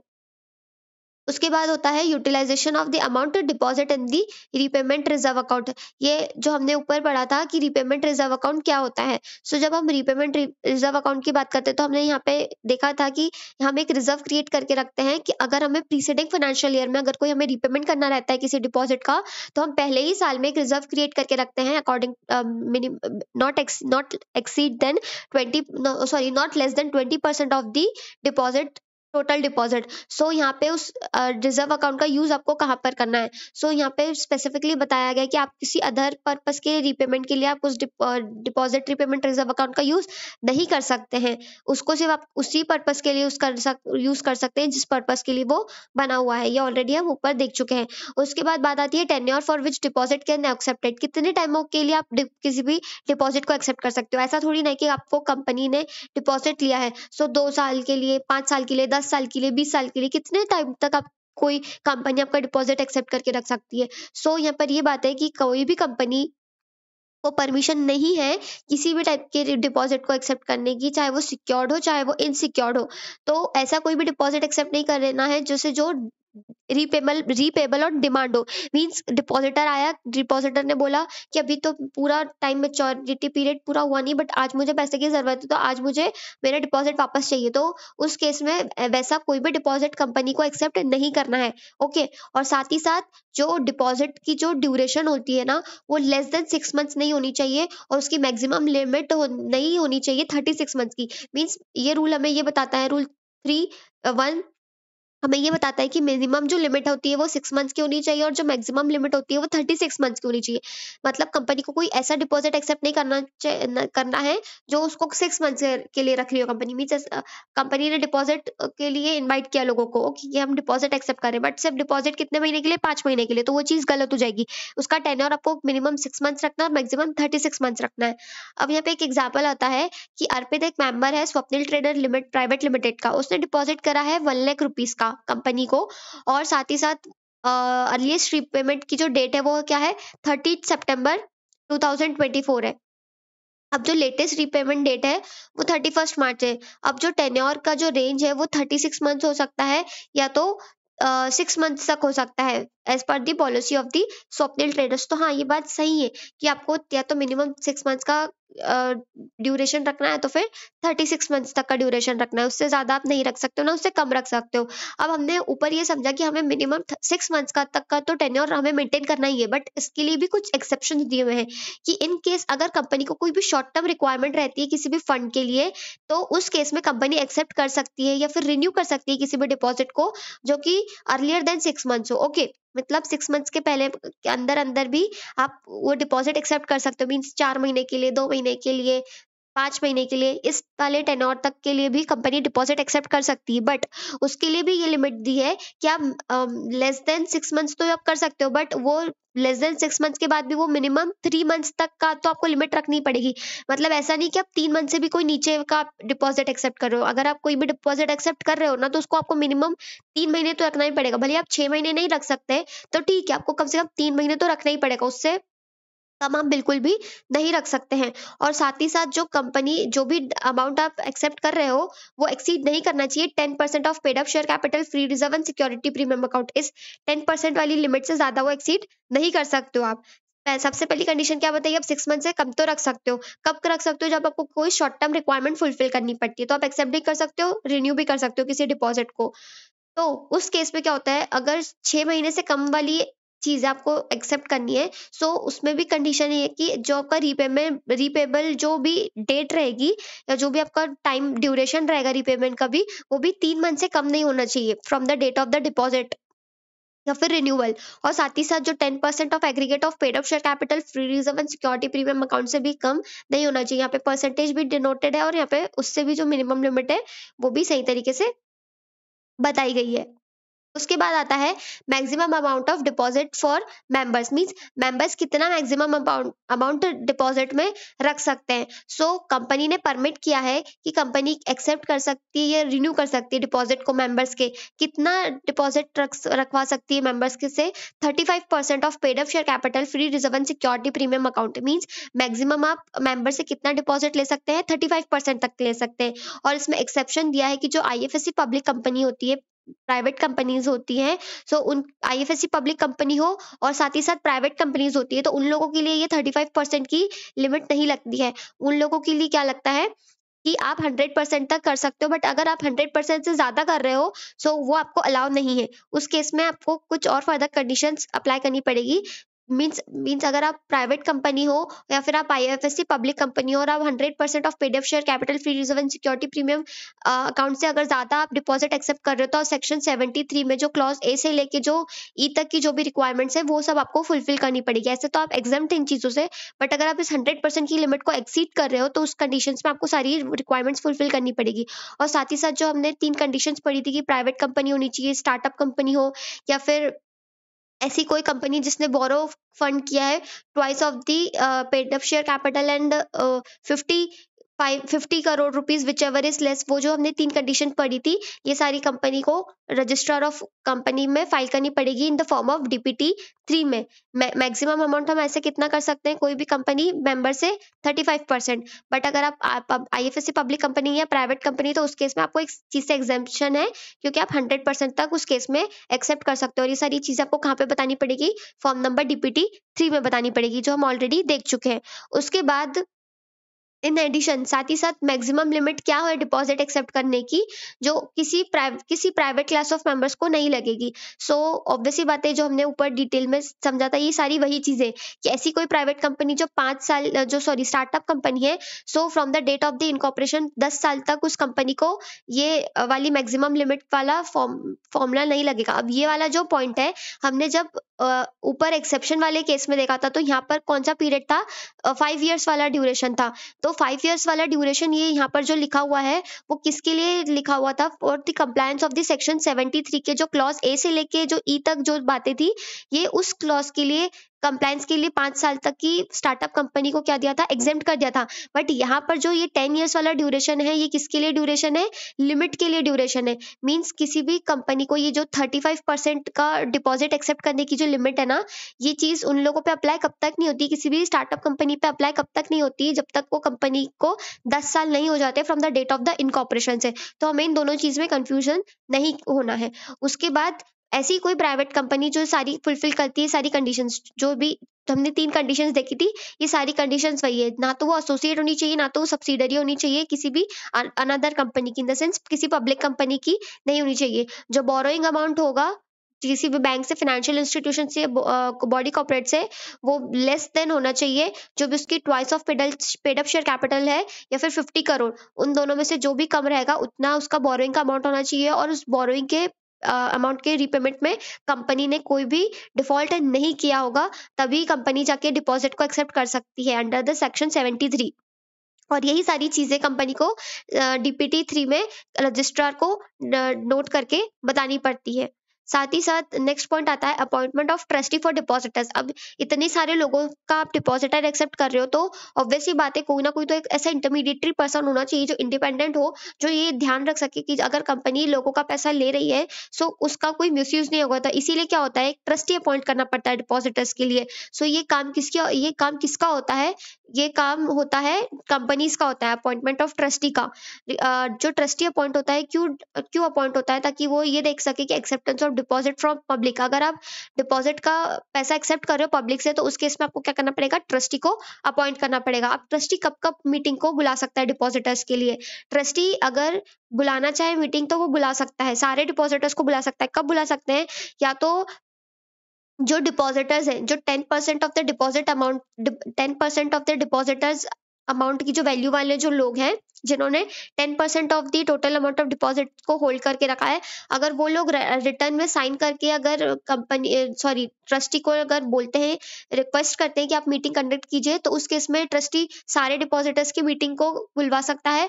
और साथ ही साथ ऐसी कंडीशन में जब ट्रस्टी को लगता है कि कंपनी कुछ डिफॉल्ट करना चाह रही है, या जिससे किसी भी डिपॉजिटर का जो इंटरेस्ट है वो अफेक्ट हो रहा है, मीन्स उन पे कुछ भी खतरा बन सकता है, उनके पैसे पे कोई भी गलत चीज है कंपनी कर रही है, सो उस केस में ट्रस्टी के पास राइट होता है कि वो सारे डिपॉजिटर्स की मीटिंग को कंडक्ट कर सकता है, कॉल कर सकता है, इन द सेंस बुला सकता है। अब उसके बाद आता है ceiling rate of interest on brokerage payable on deposit. अब जब कंपनी ब्रोकरेज मीन्स जब कंपनी डिपॉजिट को इनवाइट करती है कि हम डिपॉजिट एक्सेप्ट कर रहे हैं पब्लिक से या मेंबर से, सो उसके लिए कंपनी को कुछ एडवर्टाइजमेंट रखना पड़ता है। तो हमने ऊपर ये देखा था कि जब कंपनी डिपॉजिट एक्सेप्ट करती है तो साथ ही साथ कंपनी को कुछ एक रेट ऑफ इंटरेस्ट भी मीन्स एक रीपेमेंट के टाइम पे कुछ इंटरेस्ट भी देना पड़ता है। तो वो रेट ऑफ इंटरेस्ट क्या होगा वो कौन डिसाइड करेगा? सो ये जो भी रेट ऑफ इंटरेस्ट है ना, जो भी कंपनी को देना पड़ता है उस अमाउंट पे, इसकी कोई मैक्सिमम लिमिट नहीं है। मैक्सिमम लिमिट कौन प्रिस्क्राइब करता है? आरबीआई प्रिस्क्राइब करती है। इसलिए ये चीज इस सेक्शन में नहीं दी है। ये वाली लिमिट को देखने के लिए आरबीआई प्रिस्क्राइब करती है। और साथ ही साथ कुछ ब्रोकरेज पेबल मींस आपको ब्रोकरेज भी तो देना पड़ेगा। अगर आपने कोई ब्रोकर को अपॉइंट किया है कि वो कंपनी कि वो लोगों के पास जाए और लोगों को बताए कि हाँ ठीक है ये कंपनी डिपॉजिट को एक्सेप्ट कर रही है, तो आप जाके इस कंपनी में डिपॉजिट को अपने अपने पैसे को डिपॉजिट कीजिए। ये वाला केस जैसे हम डिबेंचर्स इशू करते टाइम कैसे ब्रोकर्स को अपॉइंट करते हैं, अगर इन केस अगर आपने डिपॉजिट के टाइम पे भी किसी ब्रोकर को अपॉइंट किया है तो उस केस में उसकी फीस कितनी होगी? सो अगर आपने किसी ब्रोकर को अपॉइंट किया है तो आपको no broker shall be paid any amount any person except. तो अगर आप उस केस में अगर आपने ब्रोकर को अपॉइंट किया है तो उसमें भी आपको उसका कुछ भी पेमेंट करना पड़ेगा, जो भी उसका बनता है या फिर जो भी आपने रिटर्न ऑथराइज्ड रिटर्न डॉक्यूमेंट में आपने जो भी उसके साथ एग्रीमेंट में किया हो, आपको उस ब्रोकर का पेमेंट देना पड़ेगा। साथ ही साथ बात आती है कि filing of the application form for making decision. अब यहाँ पे सॉरी मेकिंग डिपॉजिट मीन जो भी एप्लीकेशन फॉर्म फाइल करने की बात आती है डिपॉजिट। अब ये एप्लीकेशन फॉर्म कौन फाइल करेगा? ऑब्वियसली बात है डिपॉजिटर्स। जैसे शेयर्स परचेस करते टाइम कौन एप्लीकेशन देता है? जो शेयर्स में इन्वेस्ट करना चाहते हैं वो एप्लीकेशन देते हैं कंपनी को कि कंपनी हम आपके पास में हमारे पैसे को इन्वेस्ट करना चाहते हैं in the form of shares. So यहाँ पर भी ये बात होती है कि कंपनी के पास क्या होती है, एप्लीकेशन आती है कि आप हमारा डिपॉजिट एक्सेप्ट कर दें। तो यहाँ पर ये बताया क्या है कि कोई भी कंपनी एक्सेप्ट नहीं कर सकती है उन शेयर्स को मीन सॉरी उन एप्लीकेशन को एक्सेप्ट नहीं करेगी अगर उस डिपॉजिटर ने जब तक वो स्पेसिफिकली वो डिपॉजिटर डिक्लेरेशन नहीं दे देता है कि जो भी पैसा वो डिपॉजिट के तौर पे कंपनी के पास रख रहा है वो पैसा उसका खुद का है, कोई भी बोरोड मनी नहीं है। ये डिक्लेरेशन किसको देना पड़ता है? डिपॉजिटर को देना पड़ता है कंपनी को। तभी जाके कंपनी उस डिपॉजिटर के पैसे को अपने पास एज अ डिपॉजिट एक्सेप्ट करती है। उसके बाद बात आती है 16 नंबर में हम बात करते हैं deposit in joint names.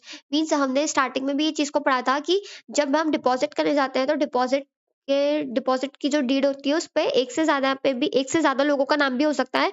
But maximum तीन लोगों का ही नाम हो सकता है, तीन लोगों से ज्यादा का नाम नहीं हो सकता है। अब यहाँ पे बात हुई है कि जब हम जॉइंट डिपॉजिट की बात करते हैं तो हम एक्सेप्ट करते हैं विद और विदाउट एनी क्लॉज, नेमली चाहे वो जॉइंटली हो, इधर और सर्वाइवर हो या फर्स्ट नेम और सर्वाइवर हो या एनी और सर्वाइवर हो। अब इसको हम एग्जाम्पल से समझते हैं। जब हम जॉइंटली सर्वाइवर की बात करते हैं तो सपोज ए बी सी तीन लोग हैं। हमने ये देखा है कि तीन लोग ही मैक्सिमम अलाउ है किसी भी डिपॉजिट में जॉइंटली डिपॉजिटर बनने के लिए। सो ए बी सी तीन लोग हैं और उन्होंने डिपॉजिट करके रखा है 3 लाख रुपए किसी भी कंपनी में, और वो जॉइंटली क्लॉज में अगर वो उन्होंने रजिस्टर करके रखा है अपने आप को, सो उसका जब रीपेमेंट की बारी आएगी तो वो जो रीपेमेंट का अमाउंट रहेगा वो तीनों को साथ में मिलेगा। और साथ ही साथ सर्वाइवर को इन द सेंस इसमें से किसी एक पर्सन को कुछ हो जाता है, किसी उसकी डेथ हो जाती है या कुछ ऐसी कुछ कंडीशन हो जाती है, सो उस केस में उसका जो लीगल डिसेंडेंट रहता है या जो उसका जो इनहेरिटेंस रहता है उस पर्सन को उसका पैसा मिल जाएगा, मतलब इन तीनों को एक साथ मिलेगा। और अगर कुछ ऐसी कंडीशन रहती है कि इन तीनों में से किसी को कुछ हो जाता है तो उसके बाद जो उसका सर्वाइवर है उस पर्सन को वो अमाउंट मिल जाएगा। उसके बाद ईदर और सर्वाइवर में मीन्स जब रीपेमेंट की बात आती है तो वो पैसा जो रहता है रीपेमेंट का या तो वो तीनों को मिलेगा या तो फिर किसी ए बी सी में से किसी एक को मिलेगा या तो फिर वो सर्वाइवर को मिलेगा। यहाँ पे ईदर वाली कंडीशन आ जाती है, या तीनों में से या तो किसी एक को मिलेगा या तो किसी भी सर्वाइवर को मिल जाएगा। उसके बाद in case of first name और survivor, in case of first name of survivor in the sense जो ए बी सी नाम था इसमें से अगर जो भी पहला व्यक्ति का जिसका नाम रहेगा उसको मिलेगा, और अगर उसको नहीं मिलेगा तो उसके बाद उसका जो भी सर्वाइवर रहेगा उसे वो पैसा मिल जाएगा। या तो फिर एनी वन और सर्वाइवर में मीन्स इन तीनों में से किसी एक को भी दे देंगे। किसी एक को भी दे दिया मतलब हमने उस डिपॉजिट का पूरा रीपेमेंट कर दिया, और साथ ही साथ सर्वाइवर और साथ ही साथ उसके किसी सर्वाइवर को भी हम दे सकते हैं। उसके बाद बात आती है नॉमिनेशन की। जो डिपॉजिटर रहता है वो कभी भी नॉमिनेट कर सकता है किसी भी पर्सन को किसी भी टाइम पे कर सकता है, और उसकी जब डेथ हो जाती है डिपॉजिटर की इन केस। सो उसके बाद जो भी रिपेमेंट का अमाउंट रहता है, उसके जो लीगल डिसेंडेंट रहते हैं, उसे उस डिपॉजिट का अमाउंट रीपे हो जाता है। उसके बाद डिपॉजिट रिसिट। अब डिपॉजिट रिसिट मतलब कंपनी ने अगर आपका कोई भी पैसा लिया है, सो कंपनी को एक रिसिट भी तो देनी पड़ती है, जो कि एक प्रूफ रहता है कि हाँ, हमने आपसे पैसा लिया है। So within the 21 days from the date of the receipt of the money, मतलब जब से कंपनी आपका पैसा लेती है, उसके 21 डेज के अंदर अंदर कंपनी को क्या करना पड़ता है, डिपॉजिट रिसिप्ट देनी पड़ती है डिपॉजिटर्स को या फिर उसके एजेंट्स को देनी पड़ती है, जो कि साइन रहती है किससे, ऑफिसर जो भी ऑथराइज रहते हैं, जैसे बोर्ड ऑफ डायरेक्टर्स हो गया, ये सब से वो साइन रहती है वो डिपॉजिटर रिसिप्ट। और उसमें ये बताते हैं कि आपने किस डेट को डिपॉजिट किया है, आपका नाम क्या है, एड्रेस क्या है, आपने कितना अमाउंट डिपॉजिट किया है, किस रेट ऑफ इंटरेस्ट पे आपको ये डिपॉजिट पे इंटरेस्ट मिलेगा, क्या क्या क्या मैच्योरिटी डेट आपकी, ये सारी डिटेल्स उस डिपॉजिट रिसिप्ट पे रहती है, जो आपको within the 21 days from the date of the receipt of money आपको देनी पड़ती है डिपॉजिट होल्डर्स को या फिर उसके एजेंट्स को। उसके बाद बात आती है register of deposit. Means company को क्या करना पड़ता है, रजिस्टर ऑफ डिपॉजिट मेंटेन करके रखना पड़ता है इन केस अगर कंपनी एक्सेप्ट करती है deposit from the company. Okay. और साथ के साथ नॉर्मली अगर मेंबर से भी करती है तो भी एक रजिस्टर ऑफ डिपॉजिट मेंटेन करके रखना पड़ता है। उसके बाद बात आती है premature payment of the deposit. ये हमने स्टार्टिंग में ही देख लिया था जब हमने इस चैप्टर को स्टार्ट कर दिया था कि एक टर्म आता है कि कंपनी क्या प्रीमैच्योर पेमेंट रीपेमेंट कर सकती है डिपॉजिट का, तो उसमें था कि हाँ कर सकती है, बट कब कर सकती है, क्यों, कब कर सकती है, कब नहीं कर सकती है। सो यहाँ पे बात है कि कंपनी रीपेमेंट कर सकती है, प्री मैच्योर रीपेमेंट कर सकती है डिपॉजिट का। कब कर सकती है, अगर वो एक्सेप्ट करती है डिपॉजिट फ्रॉम द पब्लिक, और उसके लिए भी कुछ प्रोविजन है जिसको हम नीचे आगे फर्दर देखेंगे इस चैप्टर में। तो यहाँ पे सिर्फ इतना बताया कि हाँ प्री मैच्योर रीपेमेंट हो सकता है डिपॉजिट्स का। उसके बाद बात आती है filing of return deposit with registrar. Means registrar के पास कौन कौन से रिटर्न्स को फाइल करना पड़ता है जब हम डिपॉजिट को एक्सेप्ट करते हैं। सो ड्यूली तो ऑडिटेड रिटर्न जो रहती है डिपॉजिट की, वो हमको डीपीटी 3 में बताना पड़ता है। साथ ही साथ जो भी फीस उसके लिए लगती है वो भी हमें देना पड़ता है in the form of DPT 3 में। हम सारी चीजें बताते हैं कि हमने को जो भी हमने डिक्लेरेशन सर्टिफिकेट लेते हैं हम स्टैट्यूटरी ऑडिटर से, या जो भी सारे एक्सप्लेनेशन हमें बताना रहता है वो सारी चीजें हम बता देते हैं डीपीटी 3 में। साथ ही साथ no right to alter in any term and conditions of deposit. Means कोई भी किसी के पास भी राइट नहीं होता है कि वो किसी भी चीज को क्या कर सके, ऑल्टर कर सके। मींस कोई भी चेंजेस कर सके डायरेक्टली या इनडायरेक्टली किसी भी टर्म्स एंड कंडीशंस की डिपॉजिट में, या फिर जो भी उनकी ट्रस्ट डीड होती है, जैसे जो ट्रस्टी के साथ जो डीड बनती है वो ट्रस्ट डीड होती है, जो डिपॉजिटर्स के साथ जो टर्म्स एंड कंडीशंस होती है उस कंडीशंस में ना ही किसी ट्रस्ट डीड ना डायरेक्टली ना इनडायरेक्टली कोई भी ऑल्टरेशन नहीं हो सकता है। ना ही जो सर्कुलर कंपनी इशू करती है फॉर द मेंबर्स, उस एडवर्टाइजमेंट के सर्कुलर की इशू होने के बाद तक अगर वो एक्सेप्ट आपने कर लिया है, इशू हो गया है, और अगर आपने एक्सेप्ट कर लिया है पैसा, तो भी आप उसमें कोई भी चेंजेस नहीं कर सकते। पहले तो आप कोई चेंजेस कर ही नहीं सकते, बट अगर आपको चेंजेस करना है, बट आपने सर्कुलर जो एडवर्टाइजमेंट का जो सर्कुलर है वो आपने इशू नहीं किया है, या फिर आपने अभी डिपॉजिट एक्सेप्ट नहीं किया, तो उसके पहले डिपॉजिट एक्सेप्ट करने के पहले आप कोई भी चेंजेस करना चाहे तो कर सकते हैं। बट अगर आप उसके बाद चेंजेस करना चाहते हैं तो आप वो चेंजेस नहीं कर सकते हैं, कोई भी ऑल्ट्रेशन नहीं कर सकते हैं। उसके बाद बात आती है disclosure in the financial statements. जो भी आप डिपॉजिट एक्सेप्ट कर रहे हैं पब्लिक से, तो उसका क्या करना पड़ेगा, आपको डिस्क्लोजर करना पड़ेगा फाइनेंशियल स्टेटमेंट्स में। अगर अगर आप पब्लिक कंपनी है, सॉरी प्राइवेट कंपनी है, तो उस केस में भी आपको फाइनेंशियल स्टेटमेंट में डिस्क्लोज करना पड़ेगा कि कितना मनी आपने रिसीव किया है डायरेक्टर से या फिर उसके रिलेटिव से। वो सारी चीजें आपको क्या करनी पड़ेगी, डिस्क्लोज करनी पड़ेगी इन द फाइनेंशियल स्टेटमेंट्स। और पब्लिक कंपनी की बात आती है तो पब्लिक कंपनी को भी बताना पड़ता है कि कितना आपने डायरेक्टर से रिसीव किया है, कितना आपने रिलेटिव से रिसीव किया है। तो ये सारी चीजें बतानी पड़ती है। उसके बाद panel rate of interest. Panel rate of interest ये बोलता है कि अगर कंपनी फेल हो जाती है टू रिपे द डिपॉजिट, अगर कंपनी ने जो भी रिपेमेंट के टाइम पे अगर कंपनी पैसे टाइम पे देना में फेल हो जाती है, तो उसके लिए क्या क्या पेनल्टी लगती है। कंपनी को 18% इंटरेस्ट पर एनम के रेट से कंपनी को क्या करना पड़ता है, इंटरेस्ट देना पड़ता है जब से वो अमाउंट ओवर ड्यू हो जाता है। मीन्स कंपनी की मेच्योरिटी डेट थी 30th अप्रैल। ओके, 30th अप्रैल को कंपनी की मेच्योरिटी डेट थी कि कंपनी को इस डेट को रिपेमेंट करना है, बट कंपनी इस डेट पे रिपेमेंट करने में पॉसिबल नहीं हो पा रही है। सो कंपनी नेक्स्ट मींस अगले महीने की 15th में अगर रिपेमेंट कर रही है, सो इतने से ही ड्यूरेशन में कंपनी को 18% पर एनम का इंटरेस्ट पेनल्टी के तौर पे देना पड़ेगा टू द डिपॉजिटर्स। उसके बाद पनिशमेंट फॉर कॉन्ट्रावेंशन। अगर कंपनी कोई भी कॉन्ट्रावेंशन करती है सेक्शन 73 का या सेक्शन 76 का, तो उस केस में क्या होता है, जो भी हम अभी पढ़ेंगे। सो यहाँ पे सिर्फ कॉन्ट्रावेंशन बताया गया है कि अगर कंपनी किसी भी टाइप का कॉन्ट्रावेंशन करती है और डिपॉजिट करवा लेती है लोगों से और उसके बाद में उनको पैसा नहीं देती है टाइम पे, सो उस केस में क्या होता है, कंपनी को या जो भी ऑफिसर इन डिफॉल्ट है उनको पनिशेबल होता है। कितना पनिशेबल होता है, उनको फाइन देनी पड़ती है, जो कि रहती है 5,000 रुपीज, या तो फिर अगर वो कॉन्ट्रावेंशन कंटिन्यू रहता है तो पर डे उनको 500 रुपीज देना पड़ते हैं जब तक वो कॉन्ट्रावेंशन चलता रहता है।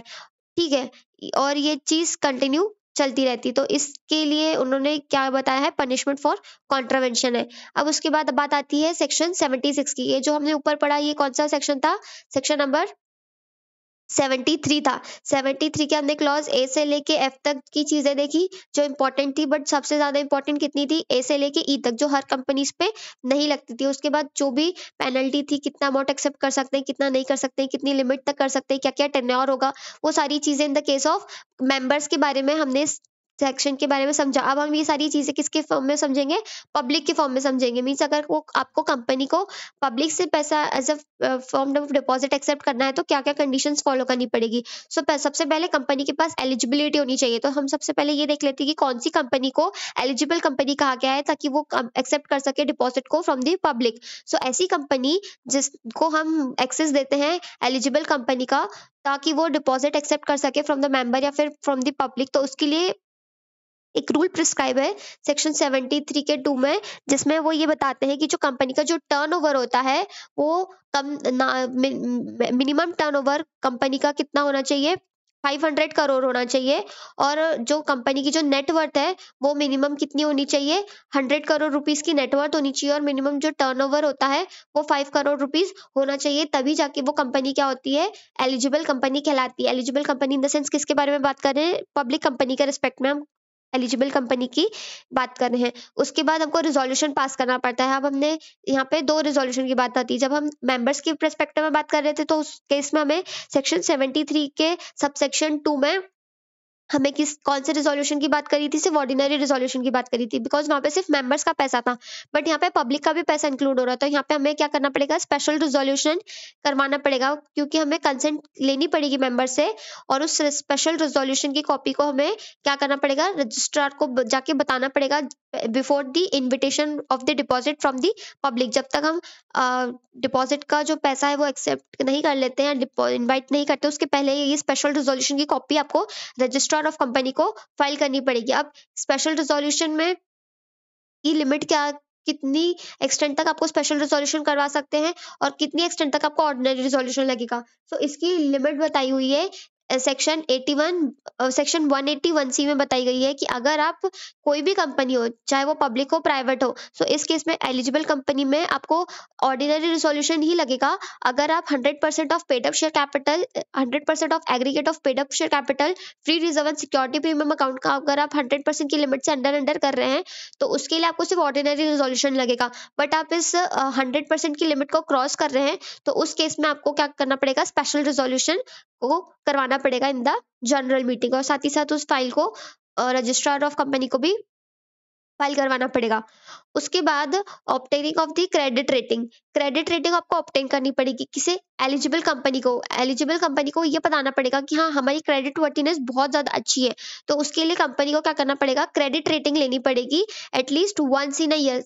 इस साल में एक बार तो कंपनी को क्रेडिट रेटिंग लेनी ही पड़ेगी, और उस क्रेडिट रेटिंग को क्या करना पड़ेगा, रजिस्ट्रार ऑफ कंपनी को रजिस्टर में बताना भी पड़ेगा इन द फॉर्म DPT3।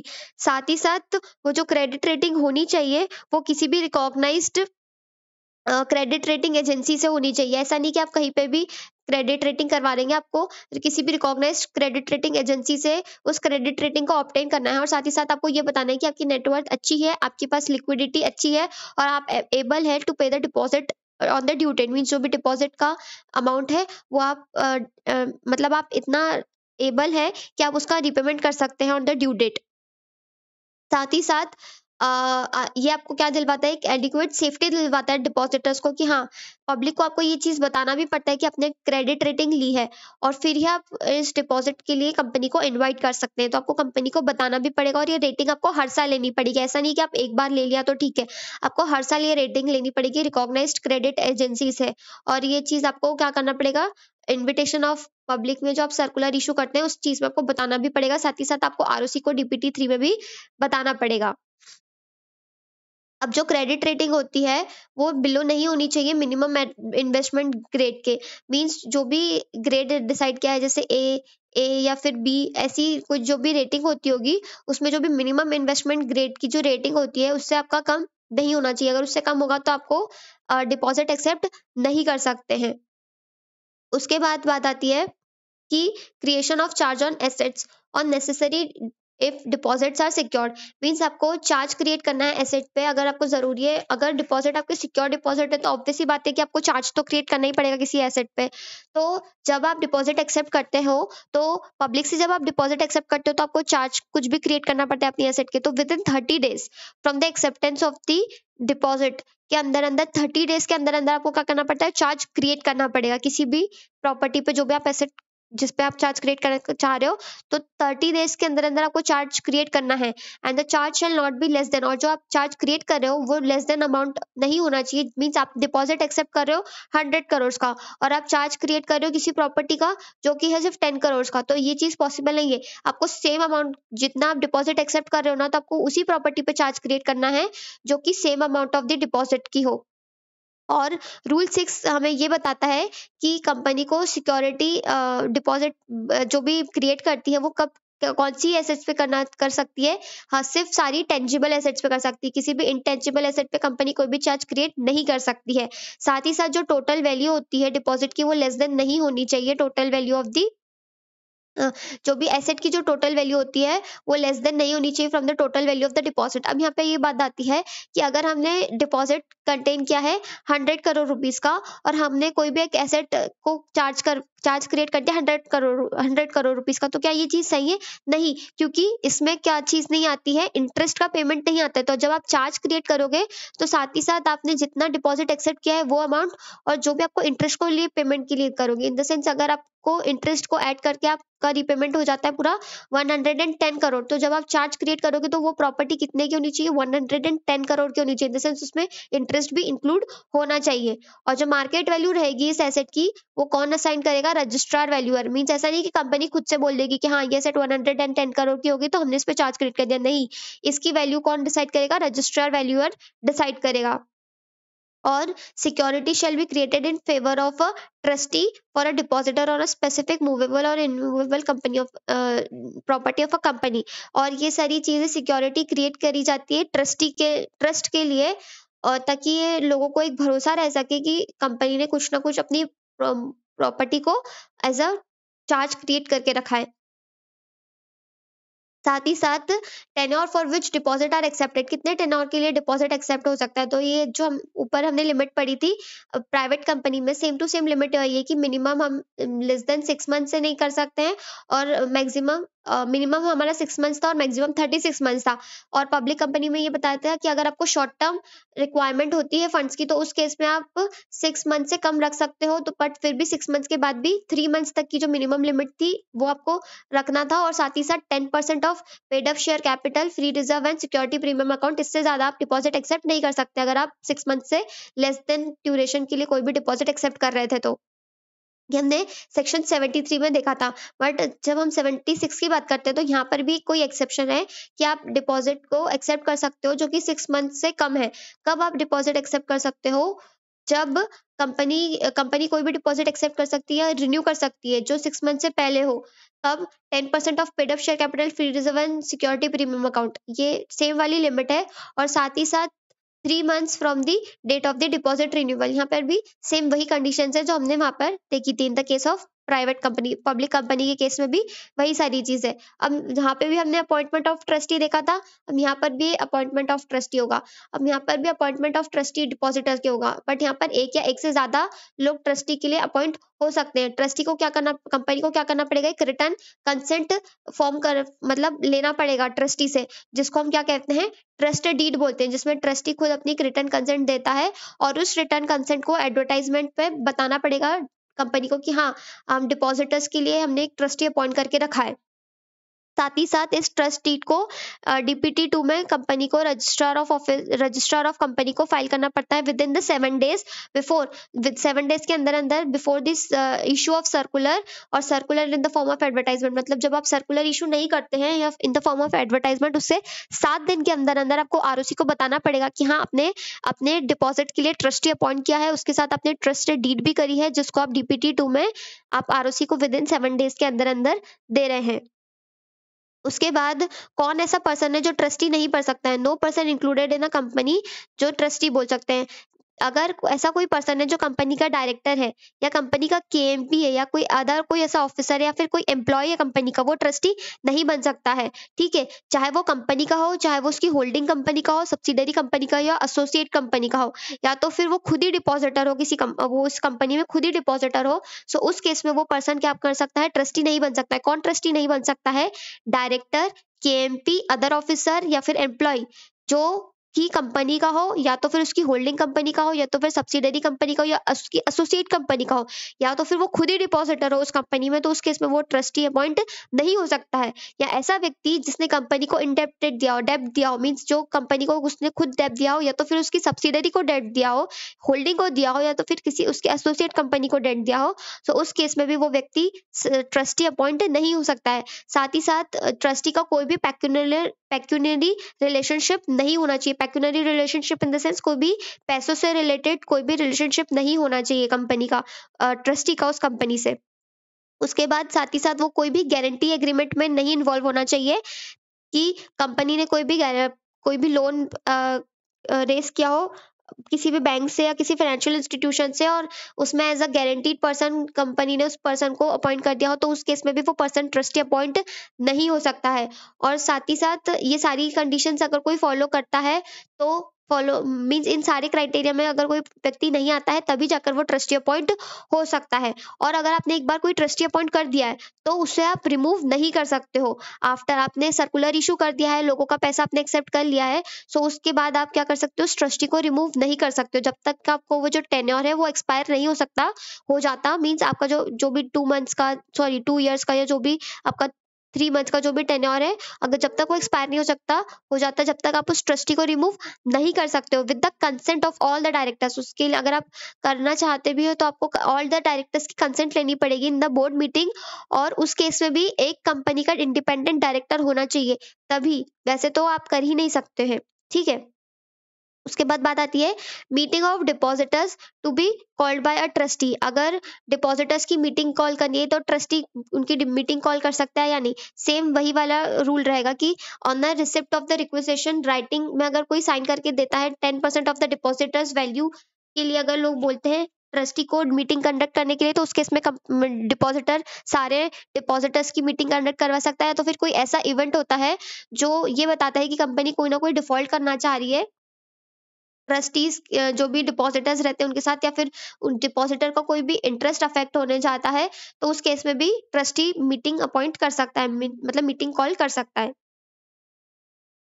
उसके बाद मैक्सिमम अमाउंट कितना डिपॉजिट के लिए एक्सेप्ट कर सकती है एलिजिबल कंपनी। अब वहां पे हमने केस के लिए डेफिनेशन समझी थी, प्राइवेट कंपनी के लिए समझी थी। प्राइवेट कंपनी के लिए हमने क्या बोला था कि 35% आप रख सकते हैं, बट प्राइवेट कंपनी जो भी या फिर IFSC कंपनी जो भी रहती है, प्राइवेट कंपनी रहती है, उनके लिए 100% ऑफ द लिमिट के लिए भी प्रिस्क्राइब था, बट वो किसके लिए था?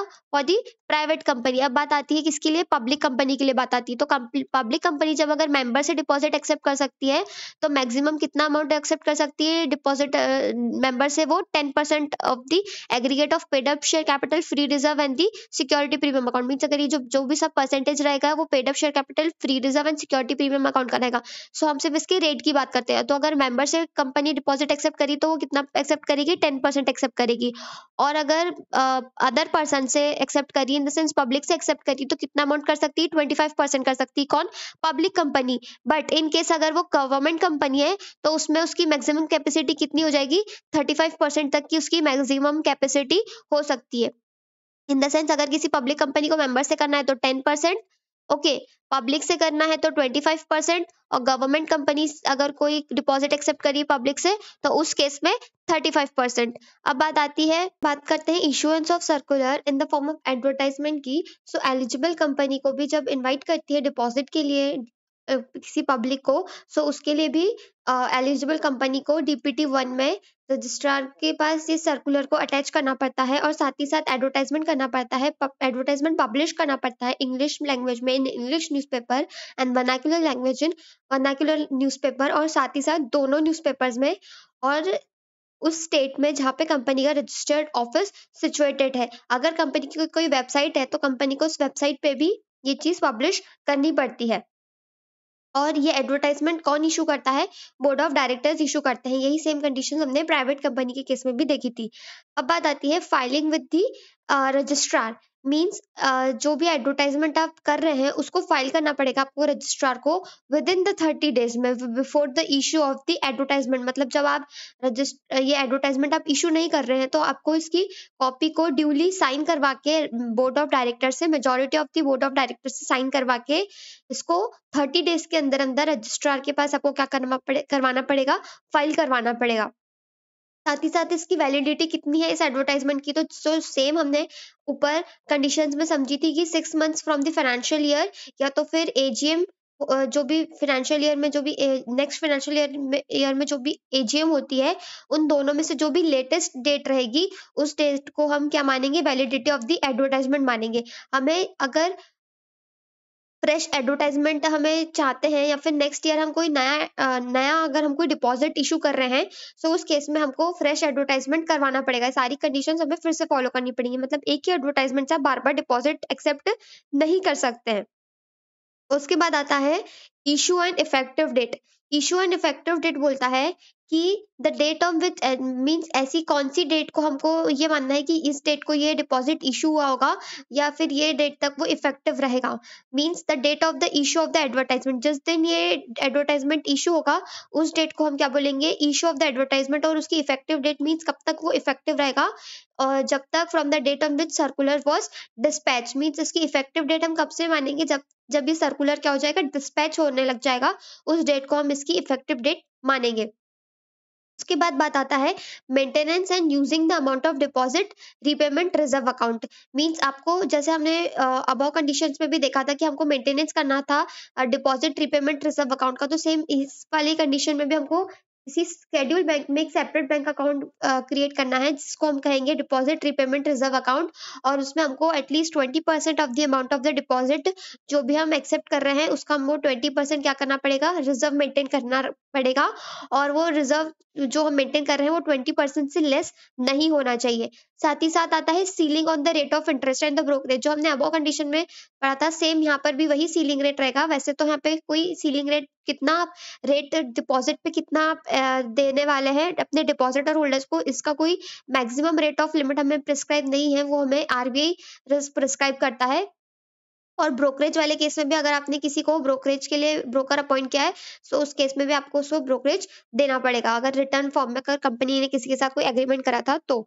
उसके बाद filing of application form for making deposit. अब जो भी डिपॉजिटर्स आएंगे तो वो एप्लीकेशन फॉर्म देंगे कंपनी को। सो उस केस में भी सेम कंडीशन यही है कि चाहे डिपॉजिट सिक्योर्ड हो या अनसिक्योर्ड हो, तो कंपनी उन्हीं लोगों का एप्लीकेशन फॉर्म को एक्सेप्ट करेगी जो कंपनी को डिक्लेरेशन देंगे कि उन्होंने जो भी डिपॉजिट अमाउंट कर रहे हैं, जो भी कंपनी के पास में जो भी अमाउंट एज अ डिपॉजिट वो रख रहे हैं, सो वो पैसा कहीं से भी उन्होंने बोरो नहीं किया है, वो सारा पैसा उनका खुद का ही है। उसके बाद जॉइंट नेम ऑफ डिपॉजिट। अगर जॉइंट नेम में करना चाहे तो मैक्सिमम 3 आप कर सकते हैं, उससे ज्यादा नहीं। और साथ ही साथ ये जो भी लिमिट्स हमने देखी थी, जॉइंटली, ईदर और सर्वाइवर, फर्स्ट नेम और सर्वाइवर, एनीवन और सर्वाइवर, इन सारे कंडीशंस में भी आप जॉइंट डिपॉजिटर के नाम से करवा सकते हैं। नॉमिनेशन कोई भी पर्सन बन सकता है, किसी भी टाइम पे नॉमिनेशन बन सकता है, सेम एज अबव। उसके बाद deposit receipt means within the 21 days, same as above. ये भी कंडीशन हम देख चुके हैं कि डिपॉजिट रिसिप्ट देनी पड़ती है डिपॉजिट होल्डर्स को, कंपनी को या फिर उसके एजेंट को विद इन द 21 डेज, जब से कंपनी ने डिपॉजिट क्या कर लिया है, एक्सेप्ट कर लिया है, तो उस केस में कंपनी को डिपॉजिट रिसिप्ट देनी पड़ती है। जो साइन कौन करता है, ऑथोराइज्ड ऑफिसर। और उसमें name address of the depositor, amount of the deposit and the rate of interest और क्या क्या मैच्योरिटी डेट है, सारा कुछ उसमें डिनोटेड रहता है। मीन सारी कुछ इन्फॉर्मेशन उसमें गिवन रहती है किसमें, डिपॉजिट ऑफ रिसिप्ट में। उसके बाद आता है register of deposit. Means company को क्या करना पड़ता है, एक या एक से ज्यादा रजिस्टर मेंटेन करना पड़ेगा इन केस ऑफ पब्लिक कंपनी। हमने अवा वाली कंडीशन में प्राइवेट कंपनी की बात करी थी, तो पब्लिक कंपनी के केस में एक या एक से ज्यादा भी रजिस्टर मेंटेन करना पड़ सकता है कंपनी को, ताकि उसमें सारी डिटेल्स कंपनी रख सकते कि name and address of PAN card of the depositor, फिर particulars of the guardian in case of minor, अगर कोई छोटा बच्चा है डिपॉजिटर के तौर पे तो उसके जो गार्डियन है उनकी सारी डिटेल्स, पर्टिकुलर्स नॉमिनीज का, कौन नॉमिनी उनका, पर्टिकुलर डिपॉजिट का रिसिप्ट नंबर जो हमने डिपॉजिट रिसिप्ट देखी, उसके बाद डेट और amount of the each deposit, किस तारीख को आपने डिपॉजिट किया है, कितने अमाउंट से डिपॉजिट किया है, ड्यूरेशन ऑफ द डिपॉजिट क्या है, किस डेट को आपका अमाउंट का रीपेमेंट होगा, साथ ही साथ आपका रेट ऑफ इंटरेस्ट क्या है, उसके बाद आपको किस डेट पे आपको इंटरेस्ट का पेमेंट होगा, उसके बाद जो भी इंस्ट्रक्शंस है regarding the payment interest non deduction taxes और जो भी टैक्स से रिलेटेड जो भी है उसके बारे में सारे instructions, date and dates for the payment of the interest, सारी सारी ये जो डिटेल्स हैं ये कंपनी को अपने रजिस्टर में मेंटेन करनी पड़ेगी। और ये सारी एंट्रीज को कब करना पड़ेगा, विद इन द 7 days ये सारी एंट्रीज को करना पड़ेगा कंपनी को from the issuance of the receipt. Means जब से आपने क्या कर दिया, डिपॉजिट रिसिप्ट इशू कर दी, उसके 7 दिन के अंदर अंदर कंपनी को ये सारी डिटेल्स को अपने रजिस्टर में नोट डाउन करना पड़ेगा। और साथ ही साथ इस रजिस्टर को आपको प्रिजर्व करना है 8 साल तक, मतलब 8 साल से कम आप इस रजिस्टर को प्रिजर्व नहीं कर सकते हो फ्रॉम द फाइनेंशियल ईयर, उस फाइनेंशियल ईयर से जब आपने इसमें लेटेस्ट एंट्री करी है फ्रॉम द रजिस्टर। मीन्स जब आपने इसमें जब से आपने इसमें एंट्री करना स्टार्ट करी है उस साल से 8 साल तक आपको इस रजिस्टर को क्या करना पड़ेगा, प्रिजर्व करके रखना पड़ेगा। अब pre mature repayment of deposit, अभी तक हमने प्राइवेट कंपनी के केस में प्री मैच्योर में सब पढ़ते आए हैं, बट वहां पे हमें कुछ कंडीशंस नहीं बताई है। प्री मैच्योर में हमें बस इतना ही बताया गया था कि हाँ आप प्री मैच्योर डिपॉजिट ले सकते हैं, बट रीपेमेंट वाले केस में हमें नहीं बताया गया था कि उसमें क्या क्या कंडीशंस आती है। तो ये कंडीशंस हमें एलिजिबल कंपनी में बताई जाती है कि अगर कोई भी आपका जो भी आपका डिपॉजिट है वो एक्सपायरी होता है before the 6 months of the depositor request, so आप उसका प्री मैच्योर पेमेंट कर सकते हो। मतलब अगर 6 महीने की लिमिट हमारी मिनिमम थी और मैक्सिमम लिमिट हमारी 36 months की थी, अगर 6 महीने की लिमिट के अंदर अंदर ही, अगर after the expiry of 6 months but before the actual date, मतलब इस ड्यूरेशन से पहले, इस ड्यूरेशन के बीच में अगर कोई डिपॉजिटर हमें बोलते हैं कि हमें प्री मैच्योर रीपेमेंट करवाना है, तो उस केस में आप डिपॉजिटर की रिक्वेस्ट पे आप उनको पैसा दे सकते हो, बट जो भी आपका इंटरेस्ट का रेट डिसाइड हुआ था उसमें से -1% कर दो। मीन्स अगर 10% की रेट डिसाइड थी तो उसमें से 1% घटा दो, मतलब अब उनको इंटरेस्ट किस रेट पे मिलेगा, 9% इंटरेस्ट रेट पे मिलेगा। तो यही चीज वहां पे बताई गई है। और साथ ही साथ अगर उसमें कोई ऐसी कंडीशन होती है, जैसे आपने डिपॉजिट एक्सेप्ट किया है for the period of the 2 years, okay, और डिपॉजिटर ने आफ्टर 1 year 2 months के बाद ही आपसे रीपेमेंट की डिमांड कर दी है, प्री मैच्योर रीपेमेंट की डिमांड, तो आप इसको 1 year 2 month का इंटरेस्ट दोगे नहीं, तो आप उसको राउंड ऑफ करके क्या कर दोगे, 1 year कर दोगे। और अगर आपको आपने डिपॉजिट एक्सेप्ट किया है for the 3 years, but 3 years होने में भी बस कुछ ही टाइम बाकी है, बट डिपॉजिटर्स ने प्री मैच्योर रीपेमेंट का डिमांड कर दिया है, तो उस केस में आप इसको 2 years 8 months ना मानते हुए इसको सिर्फ 2 years ही कंसिडर करेंगे। ओके, सो यही सारी बात है। उसके बाद reduction of rate of interest is not applicable, मतलब आप ये जो reduction of rate of interest, मतलब जितना रेट है उसमें से -1%, ये वाली चीज कब एप्लीकेबल नहीं होगी, जब आप डिपॉजिट का एक्सेप्ट कर रहे हैं, प्री मैच्योर डिपॉजिट को आप एक्सेप्ट कर रहे हैं, उसमें कोई भी परमिसिबल लिमिट रहती है, जो भी हमने रूल नंबर 3 में समझी थी कि जो भी प्राइवेट कंपनीज की कंडीशन रहती है और उनको जो भी पेमेंट करना रहता है, या फिर कोई स्टार्टअप कंपनी रहती है, जो भी हमने लिमिट्स रूल 3 में समझी थी, अगर उस केस में आपको उस लिमिट तक एक्सटेंड होना है, तो उस कंडीशन में आप अगर अपना कोई प्री मैच्योर डिपॉजिट कर रहे हैं, तो वहां पर ही आपको परसेंटेज -1% वाला रूल नहीं लगेगा। बट और साथ ही साथ उन्होंने क्या बताया कि अगर कोई ऐसी वॉर की कंडीशंस क्रिएट हो जाती है, तो जो भी मिलिट्री की जो फैमिली वाले हैं या एयर फोर्सेस की जो फैमिलीज हैं और इमरजेंसी डिक्लेयर हो गई है, तो उस केस में आपको डिपॉजिट का प्री मैच्योर रीपेमेंट करना पड़ रहा है, तो उस केस में भी ये परसेंटेज -1% वाली लिमिट नहीं लगेगी। 2 कंडीशंस में ये लिमिट नहीं लगेगी, where the deposit is prematurely remade to comply the rule number 3। जो भी प्रीमैच्योर से रिलेटेड जो भी रूल नंबर 3 में हमें बताया गया, मीन्स जो हमने रूल नंबर 3 में जो भी हमने रिक्वायरमेंट्स पढ़ी थी, अगर उस रिक्वायरमेंट को फुलफिल करने के लिए अगर कोई कंपनी अपनी डिपॉजिट का प्री मैच्योर रीपेमेंट कर रही है, तो उनको ये वाली लिमिट नहीं लगेगी। और साथ ही साथ अगर इमरजेंसी डिक्लेयर हो गई है, वॉर वाली कंडीशंस है, तो उस केस में जो भी मिलिट्री या एयर फोर्सेस या नेवी वाले जो फैमिलीज के जो लोग हैं, उनको अगर आप रीपेमेंट कर रहे हो प्री मैच्योर रीपेमेंट, तो उस केस में भी ये 1% माइनस 1% वाली लिमिट नहीं लगेगी। ये सब चीजें उसमें एक्सेप्शन में आ जाता है। उसके बाद premature closure of deposit to earn higher rate of interest, मतलब अगर कोई भी डिपॉजिटर चाहता है कि उसको क्या करना है, हायर रेट ऑफ इंटरेस्ट चाहिए, पर उसने क्या करा है कि जैसे ही हमारी ये ड्यू डेट कंप्लीट होने वाली थी, उसके पहले ही उस व्यक्ति ने जाके बोल दिया कि नहीं, मुझे तो और हायर रेट ऑफ इंटरेस्ट चाहिए। तो ये ड्यू डेट कंप्लीट होने के पहले अगर कोई पर्सन, हमें कोई डिपॉजिटर आके बोल रहा है कि नहीं, उसे अपना डिपॉजिट रिन्यू करवाना है, तो उस केस में हम उसके जो रेट ऑफ इंटरेस्ट को क्या करेंगे, हम उसके रेट ऑफ इंटरेस्ट को इंक्रीज कर सकते हैं और उसको हायर रेट ऑफ रिटर्न का वो higher rate of return enjoy कर सकता है। उसके बाद बात आती है filing of return of deposit with the registrar. Means आपको ये जो रिटर्न ऑफ डिपॉजिट है, इसको फाइल करना पड़ेगा रजिस्ट्रार के पास in the form of DPT 3, जो सारे पर्टिकुलर्स कंटेन करेगा कि कंपनी ने क्या क्या चीजें फुलफिल करी है, सब कुछ डिक्लेरेशन देना पड़ेगा। साथ ही साथ एक्सप्लेनेशन देना पड़ेगा कि आपने कितने ट्रांजेक्शन्स का डिपॉजिट लिया है, किस किस फॉर्म में लिया है, सिक्योर्ड, अनसिक्योर्ड, गवर्नमेंट कंपनी हो, कौन सी कंपनी हो, सारी डीपीटी 3 में ये कंपनी को क्या करना पड़ता है, रजिस्ट्रार के पास रिटर्न ऑफ डिपॉजिट को सबमिट करवाना पड़ता है in the form of DPT 3। उसके बाद disclosure of financial statement, company को डिस्क्लोज करना पड़ता है अपने फाइनेंशियल स्टेटमेंट में जो भी वो मनी रिसीव करता है एज ए डायरेक्टर के फॉर्म में। ओके, उसके बाद panel rate of interest, panel rate of interest as same, जो भी अगर कंपनी इंटरेस्ट की पेमेंट में अगर या फिर अमाउंट के रिपेमेंट में अगर कोई भी डिफॉल्ट करती है, तो उसके लिए कंपनी को 8% पर एनम पर इंटरेस्ट के अमाउंट से पेनल्टी लगती है। No right to alter the terms and condition of deposit, कोई भी राइट नहीं रहता है किसी के पास कि वो टर्म्स एंड कंडीशन को अल्टर कर सके, या फिर किसी ट्रस्ट डीड को एक बार आपने सर्कुलर इशू कर दिया है, एडवर्टाइजमेंट कर दिया है और लोगों से पैसा ले लिया है, तो उसके बाद किसी के पास भी राइट नहीं रहता है कि किसी भी तरह का कोई भी ऑल्टरेशन हो सके। उसके बाद आता है punishment for contravention. Punishment for contravention in the sense eligible company अगर कोई भी गलती करती है, ठीक है, किसी ये डिपॉजिट के जो भी रूल्स है उसमें अगर कोई भी गलती करती है, तो उन्हें पनिशमेंट क्या क्या मिलेगी। तो जो भी कंपनी रहती है या ऑफिसर इन डिफॉल्ट को एक्सटेंडेबल 5,000 रुपीज, एंड जो भी कॉन्ट्रावेशन जब तक वो कंटिन्यू करते हैं, तो वो fine up to the 500 rupees for every day. ठीक है, 500 रुपीज फॉर एवरी डे या फिर 5,000 रुपीज, इतना तक की ड्यूरेशन ऑफ दी उनको पेनल्टी लगती है। साथ ही साथ applicability of section 73 to section 74 to the eligible company. Means कौन कौन, ये जो सेक्शन 73 और सेक्शन 74 हमने पढ़ा है, ये सारी एलिजिबल कंपनीज को लगेगा।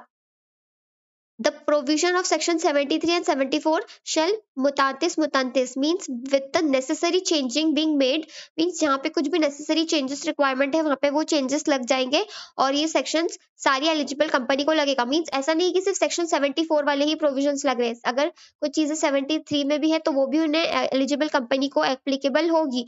जहाँ पे भी जो भी necessary changes made थे वो हम already section 74 में समझ चुके हैं। अब उसके बाद आता है एक प्रोविजन जो कहता है कि अगर कॉन्ट्रवेशन होता है सेक्शन 73 का या 76 का, तो ये सेक्शन 76 ए ये बोलता है कि क्या क्या पनिशमेंट उनको मिल सकती है। 73 में हम किसकी बात करते हैं, मेंबर से डिपॉजिट एक्सेप्ट करने की बात करते हैं। 76 में हम एलिजिबल पब्लिक कंपनी, पब्लिक से डिपॉजिट एक्सेप्ट करने की बात करती है। सो अगर आप किसी भी तरह का कॉन्ट्रवेंशन करते हो इन दोनों सेक्शंस में, तो आपको क्या क्या पनिशमेंट मिलेगा। सो अगर कंपनी फेल हो जाती है डिपॉजिट का रिपेमेंट करने के लिए, या तो फिर उसका कोई पार्ट या तो फिर उसका कोई इंटरेस्ट, तो अंदर जो कि हमने सेक्शन 73 या 76 में समझा है, तो क्या होता है, ट्रिब्यूनल के पास आप जा सकते हो और ट्रिब्यूनल को बता सकते हो कि कंपनी मीन्स जो डिपॉजिटर है वो ट्रिब्यूनल के पास जा सकते हैं। अब ट्रिब्यूनल उन्हें क्या पनिशमेंट देगा, ट्रिब्यूनल कंपनी के केस में क्या पनिशमेंट देता है, जितना भी अमाउंट डिपॉजिट किया हुआ रहता है उसका ट्वाइस, इस अमाउंट डिपॉजिट का ट्वाइस या फिर 1 crore, which ever is lower, इतनी उनको पनिशमेंट लगती है। और ये 1 करोड़ वाली लिमिट एक्सटेंड हो जाती है 10 करोड़ तक का। ठीक है, इतना अमाउंट कितना पनिशेबल होता है, कंपनी को पनिशेबल होता है कब, जब वो सेक्शन 73 और सेक्शन 76 का कंप्लायंस नहीं करती और कॉन्ट्रावेंशन करती है। साथ ही साथ punishment in officer in default, जो भी ऑफिसर डिफॉल्ट में रहते हैं उसमें उनकी पनिशमेंट क्या रहती है। तो सबसे पहली बात तो उन ऑफिसर इन डिफॉल्ट को क्या होता है, जेल हो जाती है 7 साल की। Okay, imprisonment of the 7 years. साथ ही साथ उनको पेनल्टी में कितना रहता है, 25 लाख रुपीज। और ये 25 रुपीज की अमाउंट एक्सटेंडेबल रहती है अप टू 2 करोड़ रुपीज। तो इसमें उनको जेल तो जाना ही पड़ता है, punishable up to the extend of 7 years, mean 7 साल तक की उनको जेल हो सकती है। और साथ ही साथ 25 लाख रुपीज या जो एक्सटेंड हो सकता है 2 करोड़ रुपीज तक का, इतना उनको पेनल्टी देना पड़ता है किसको, ऑफिसर इन डिफॉल्ट को। और अगर ये पता चलता है किसी ऑफिसर इन डिफॉल्ट ने इंटेंशनली ये किया है, किसी भी शेयर होल्डर को या डिपॉजिटर को या क्रेडिटर को ये जानबूझ के जान करके ये सारी चीजें कॉन्ट्रावेंशन किया है चीजों का, तो उसको क्या करेंगे, उस पर सेक्शन 447 के अगेंस्ट पनिशमेंट और फ्रॉड पे भी एक्शन लिया जाएगा, अगर ये साबित हो जाता है कि उसने इंटेंशनली सब कुछ किया है। उसके बाद बात आती है repayment of deposit except before the commencement of the companies act. ये बात करता है सेक्शन 74। सेक्शन 74 क्या बोलता है कि जब भी ये एक्ट आया था, सेक्शन सॉरी कंपनीज एक्ट 2013 जब आया था, और उसके पहले जो भी एक्ट था 1956 वाला कंपनीज एक्ट, तो अगर आपने उस एक्ट के अंदर आपने कोई भी डिपॉजिट एक्सेप्ट करके रखा है और अभी अचानक से ये वाला एक्ट आ गया, अब इसमें हम बहुत सारी कंप्लाइंस हमने देखी, सेक्शन 73, सेक्शन 76 की आपको ये डीपीटी 2 में ये देना है, डीपीटी 1 में देना है, डीपीटी 3 में ये देना है, सारी सर्कुलर इशू करना है, जो भी आपकी रिक्वायरमेंट्स है, सारे कुछ रूल्स रेगुलेशंस बदल गए होंगे। सो क्या होता है कि जब से ये कंपनीज एक्ट 2013 कमेंस हुआ है, तो उस डेट से क्या करना पड़ेगा, फाइल ऑफ स्टेटमेंट कंपनी को रजिस्ट्रार के पास बताना पड़ेगा कि आपने कितने अमाउंट का डिपॉजिट एक्सेप्ट किया है, कब आपको उसका रीपेमेंट करना है, और कितने अमाउंट ऑफ इंटरेस्ट पे आपको उसको रीपेमेंट करना है, और आपने कितना अभी तक पे कर दिया और कितना अमाउंट आपको अभी देना बचा है। सारी डिटेल्स कंपनी को किसको बतानी पड़ती है, रजिस्ट्रार ऑफ कंपनी को बतानी पड़ती है। और इसको कितने पीरियड ऑफ में बताना है पड़ेगा, with in the 3 months from the comments, मतलब जब से ये एक्ट कमेंस हुआ है उसके 3 महीने के अंदर अंदर ये सारी डिटेल्स कंपनी को रजिस्ट्रार ऑफ ऑफिस में बताने पड़ेगी, जिसमें स्टेटमेंट में वो ये बताएगा कि जितना डिपॉजिट कंपनी ने एक्सेप्ट किया है, कितना अमाउंट उसका अनपेड है और कितना अमाउंट का इंटरेस्ट अभी देना बाकी है। और not with standing anything content in any other law, कोई भी चीजें किसी भी अदर लॉ में लिखी होगी उससे कोई भी लेना देना नहीं है। जो भी इसमें डिपॉजिट से रिलेटेड जो भी टर्म्स एंड कंडीशंस फ्रेम करी हुई है, सारी कंपनी को फॉलो करनी पड़ेगी। और रीपेमेंट करना पड़ेगा सारे सारे जो भी डिपॉजिट का जो पैसा लिया है लोगों से, सारा अमाउंट कंपनी को रीपेमेंट करना पड़ेगा with in the 3 years of the commencement of the act. Mean जब से ये एक्ट कमेंस हुआ है उसके 3 साल तक, या तो फिर बिफोर द एक्सपायरी। मीन्स अगर आपकी एक्सपायरी 2 साल में ही आ जाती है, मीन्स ये एक्ट हुआ था 2013 में, और इसके 2 साल के बाद अगर आपकी डिपॉजिट की एक्सपायरी है, तो वो या तो फिर इस 2013 से लेके 3 साल तक जो भी पहले आ जाए उसके उस तारीख तक आपको इस पूरे डिपॉजिट का रीपेमेंट करना पड़ेगा। उसके बाद इसमें 2 नोट बताए हुए हैं। नोट नंबर 1 क्या बोलता है, एज पर explanation of rule number 19। Rule number 19 का एक्सप्लेनेशन क्या बोलता है कि अगर कंपनी क्या कर रही है, रीपे कर रही है डिपॉजिट या इंटरेस्ट को विदाउट एनी डिफॉल्ट, बिना किसी डिफॉल्ट करे, तो उसके लिए क्या माना जाएगा कि जो भी सारी टर्म्स एंड कंडीशंस है कंपनी ने सारी कुछ क्या करी है, फॉलो करी है। और अगर ये भी हम बोल सकते हैं कि कोई भी कंपनी क्या कर सकती है कि रिन्यूअल तभी कर सकती है जब वो इस चैप्टर की सारी कंडीशंस को फॉलो कर सकती है, तो उसी केस में वो रिन्यू कर सकती है। और अगर रीपेमेंट के टाइम पे वो सारा इंटरेस्ट दे रही है बिना किसी डिफॉल्ट के लिए, तो उन पर हम ये मानेंगे कि उन्होंने जो भी हमारी सारी टर्म्स एंड कंडीशंस है सबको कंप्लाई करा है। इस चैप्टर में जो भी हमने सारी टर्म्स एंड कंडीशंस समझी है, मीन्स उन्होंने इन सारी कंडीशंस को कंप्लाई करा है, अगर वो बिना डिफॉल्ट करे सारा रीपेमेंट कर देती है तो। उसके बाद extension of time for repayment of the deposit, मतलब अब कोई कंपनी की ऐसी फाइनेंशियल पोजीशन नहीं रहती है, तो उस केस में क्या होता है कि वो ट्रिब्यूनल के पास जाती है और कंपनी बताती है कि अभी उनकी फाइनेंशियल कंडीशन इतनी अच्छी नहीं है कि वो अमाउंट ऑफ डिपॉजिट को रीपेमेंट कर सके या उसके इंटरेस्ट का अमाउंट का पेमेंट कर सके। सो उस केस में ट्रिब्यूनल उन्हें कुछ एक फर्दर टाइम देता है, मीन्स उनका जो टाइम है वो एक्सटेंड कर देता है। ठीक है, बट अगर टाइम एक्सटेंड करने के बाद भी अगर किसी कंपनी ने पैसा नहीं लौटाया है डिपॉजिटर्स का, तो उस केस में उन्हें पनिशमेंट मिलेगी। अगर फेल हो जाता है रीपेमेंट करने के लिए अगर कोई कंपनी, या तो डिपॉजिट का कोई पार्ट या फिर उसका इंटरेस्ट, तो उसके लिए क्या होगा, उसे ट्रिब्यूनल क्या करेगी, पनिशमेंट देगी। पनिशमेंट में कंपनी को फाइन लगेगी मिनिमम 1 करोड़ और मैक्सिमम 10 करोड़, और ऑफिसर इन डिफॉल्ट को इम्प्रिजनमेंट होगा 7 ईयर्स का, और मिनिमम 25 लाख रुपीज का फाइन, और मैक्सिमम अप टू 2 करोड़, या फिर बोथ, दोनों ही चीजें हो सकती है। Company and officer in default को जो पेनल्टी हमने ऊपर पड़ी थी अभी जस्ट, सेम वही वाली पेनल्टी लगेगी। अगर ट्रिब्यूनल के टाइम एक्सटेंड करने के बाद भी अगर आप कॉन्ट्रावेंशन कर रहे हो, तो नॉन नॉन रीपेमेंट कर रहे हो डिपॉजिट का, तो उस केस में ये वाली चीजें लगेगी। और लास्ट चीज ये बोलता है power of central government to decide certain questions, means कुछ क्वेश्चंस के लिए पावर हमने किसको दी है, सेंट्रल गवर्नमेंट को दी है, जो कि आरबीआई के थ्रू हमें कुछ भी चीजें प्रिस्क्राइब होगी। जैसे हमने रेट ऑफ इंटरेस्ट की बात करी थी कि डिपॉजिट पे रेट ऑफ इंटरेस्ट कौन बताएगा हमें, सेंट्रल गवर्नमेंट या फिर आरबीआई, जो भी प्रिस्क्राइब करेगी डिटेल्स, उस चीजों के बारे में हमें सेंट्रल गवर्नमेंट बताएगी। सो यहाँ पर ये चैप्टर खत्म हो जाता है। Thank you.